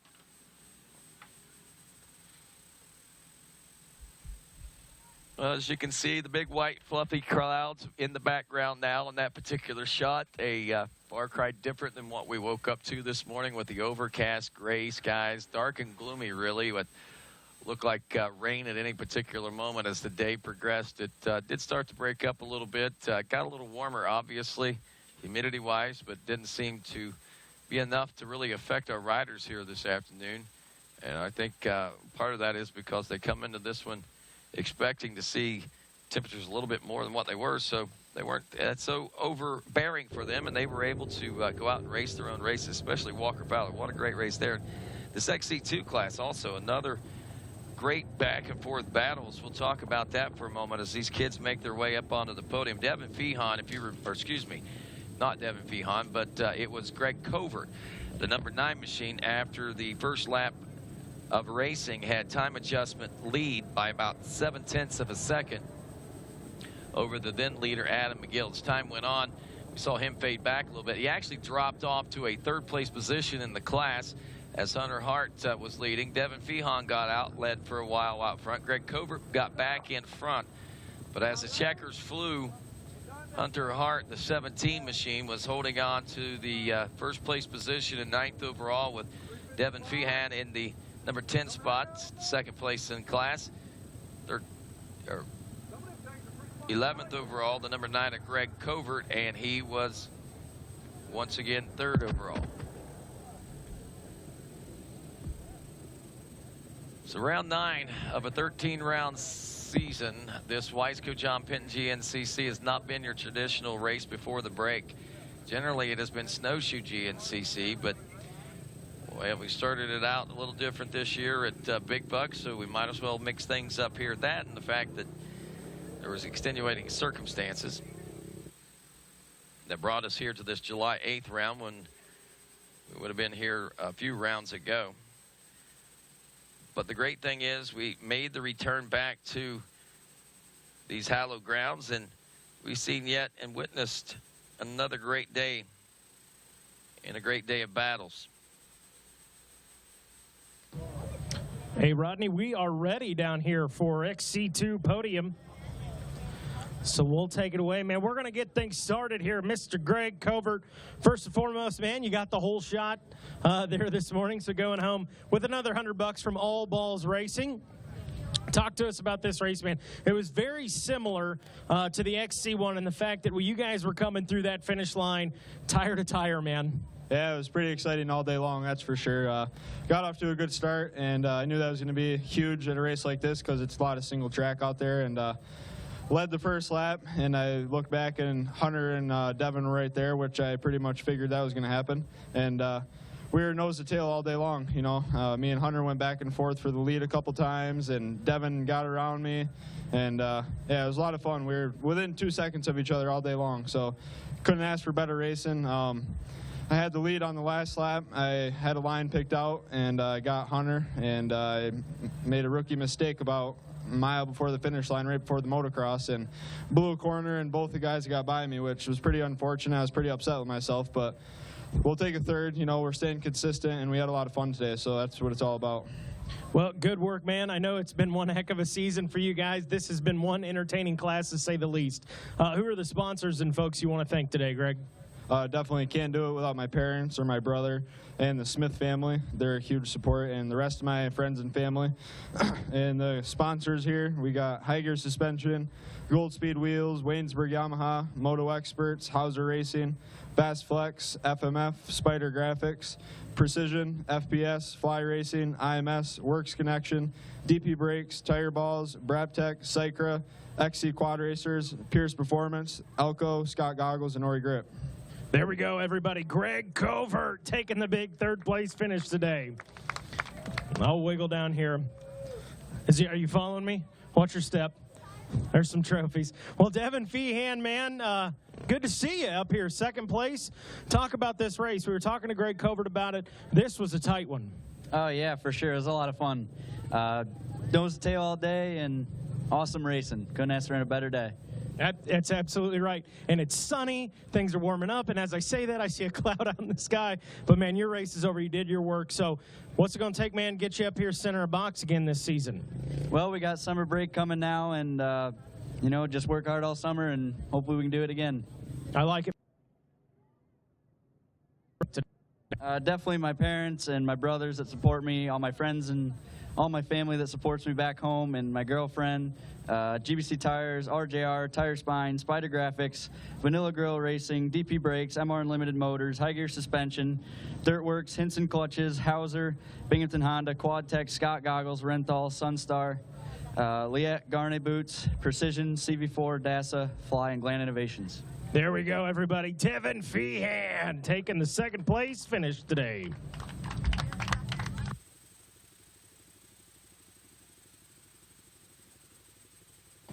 Oh, we both go. You want me over there, too? All right. Okay. I may just sit down on the tire. Hunter Hart, man, how are you? We're great. We're up here, which is always a good day, and it's sunny, and we're in Ohio. Good red dirt, and it's fun. It's absolutely right, man. Does it get better than throwing Frisbees after first place than anything else? Absolutely not. Maybe if we had the overall, or we're the top 3 overall, but other than that, definitely not. I hear you, man. Well, keep working hard like you are, and I'm sure it's going to happen for you. Talk about this race today, man. What did it take? I mean, this is a heck of a group of riders, man. What did it take to get center of box today? It definitely took a good start, and then I looked behind me at one point, and it was Greg was leading, I was second, and Devin was third, and we were just cruising along. We kind of opened up a nice gap on the rest of them, and then I was leading up until the 2-lap card came out. They got me in a crick section in the back, and they got me there, and I was able to just kind of be smart. I had a line picked out over by the FMF PowerPoint, and then I took that. I was able to get both of them there, kind of a 2-for-1 deal, and then unfortunately the last lap I made the same dumb mistake in the crick bed. They both got me there again, and then we were cruising. Devin and I came together the last lap, just kind of tapped wheels, and then I was putting a little pressure on Greg in the one corner. Greg blew the corner, and luckily we were able to go to the inside, so the stars definitely aligned for us today, and we were just kind of able to play it smart for that last mile and just maintain the lead and come home to the win. I like it, brother. Who are the sponsors you want to thank today? I want to thank God for keeping me safe, my mom, my dad, Spider Graphics, Storm Peak CrossFit, Conover Collision, Muddy Cotton, Seat Concepts, Evans, IMS Tanks, Maxxis Tires, Alaska Motorsports, HMF, Scott Goggles, Quadtech Seats, Fox Racing Shocks, Hauser Racing, DP Brakes, Carpsport, BNR, MotorX, Fox. Gary Chamberman for making sure that these quads were perfect. My girlfriend Courtney for always coming out. My grandma Marcia and all my family that's watching at home. Doug Hunter, the whole Hunter family, Nate Thomas, and Brian McCormick and the whole McCormick family and everybody that's out there. Matt Kiefer and everybody and all the fans that were out there giving us the great lines all day. There we go, everybody. I'm going to sneak behind you here. Give it up for Hunter Hart. Now we'll get the 3 of the guys together for the picture. Filling in for Kenny Hill is Kenny Hill's wife. And I'm going to move out the picture. Nobody wants to see me back here. Got her? All right, good deal. Well, that'll do it for the XC2. Hunter Hart is going to have some champagne showers. Whoa, wait, bottles? Oh, here got it. Yeah. Well, Mikey, that's going to wrap things up for Racer TV today. And, of course, we will, well, at least for the moment, we're going to reset some things. We're going to head over to the UTV race, so stick around, log back on, and GNCC Live will be continuing here in just a few moments. On behalf of all of us here at Racer TV and my co-host, Mikey Waynes, I'm Rodney Tomlin. Have a great day, everybody.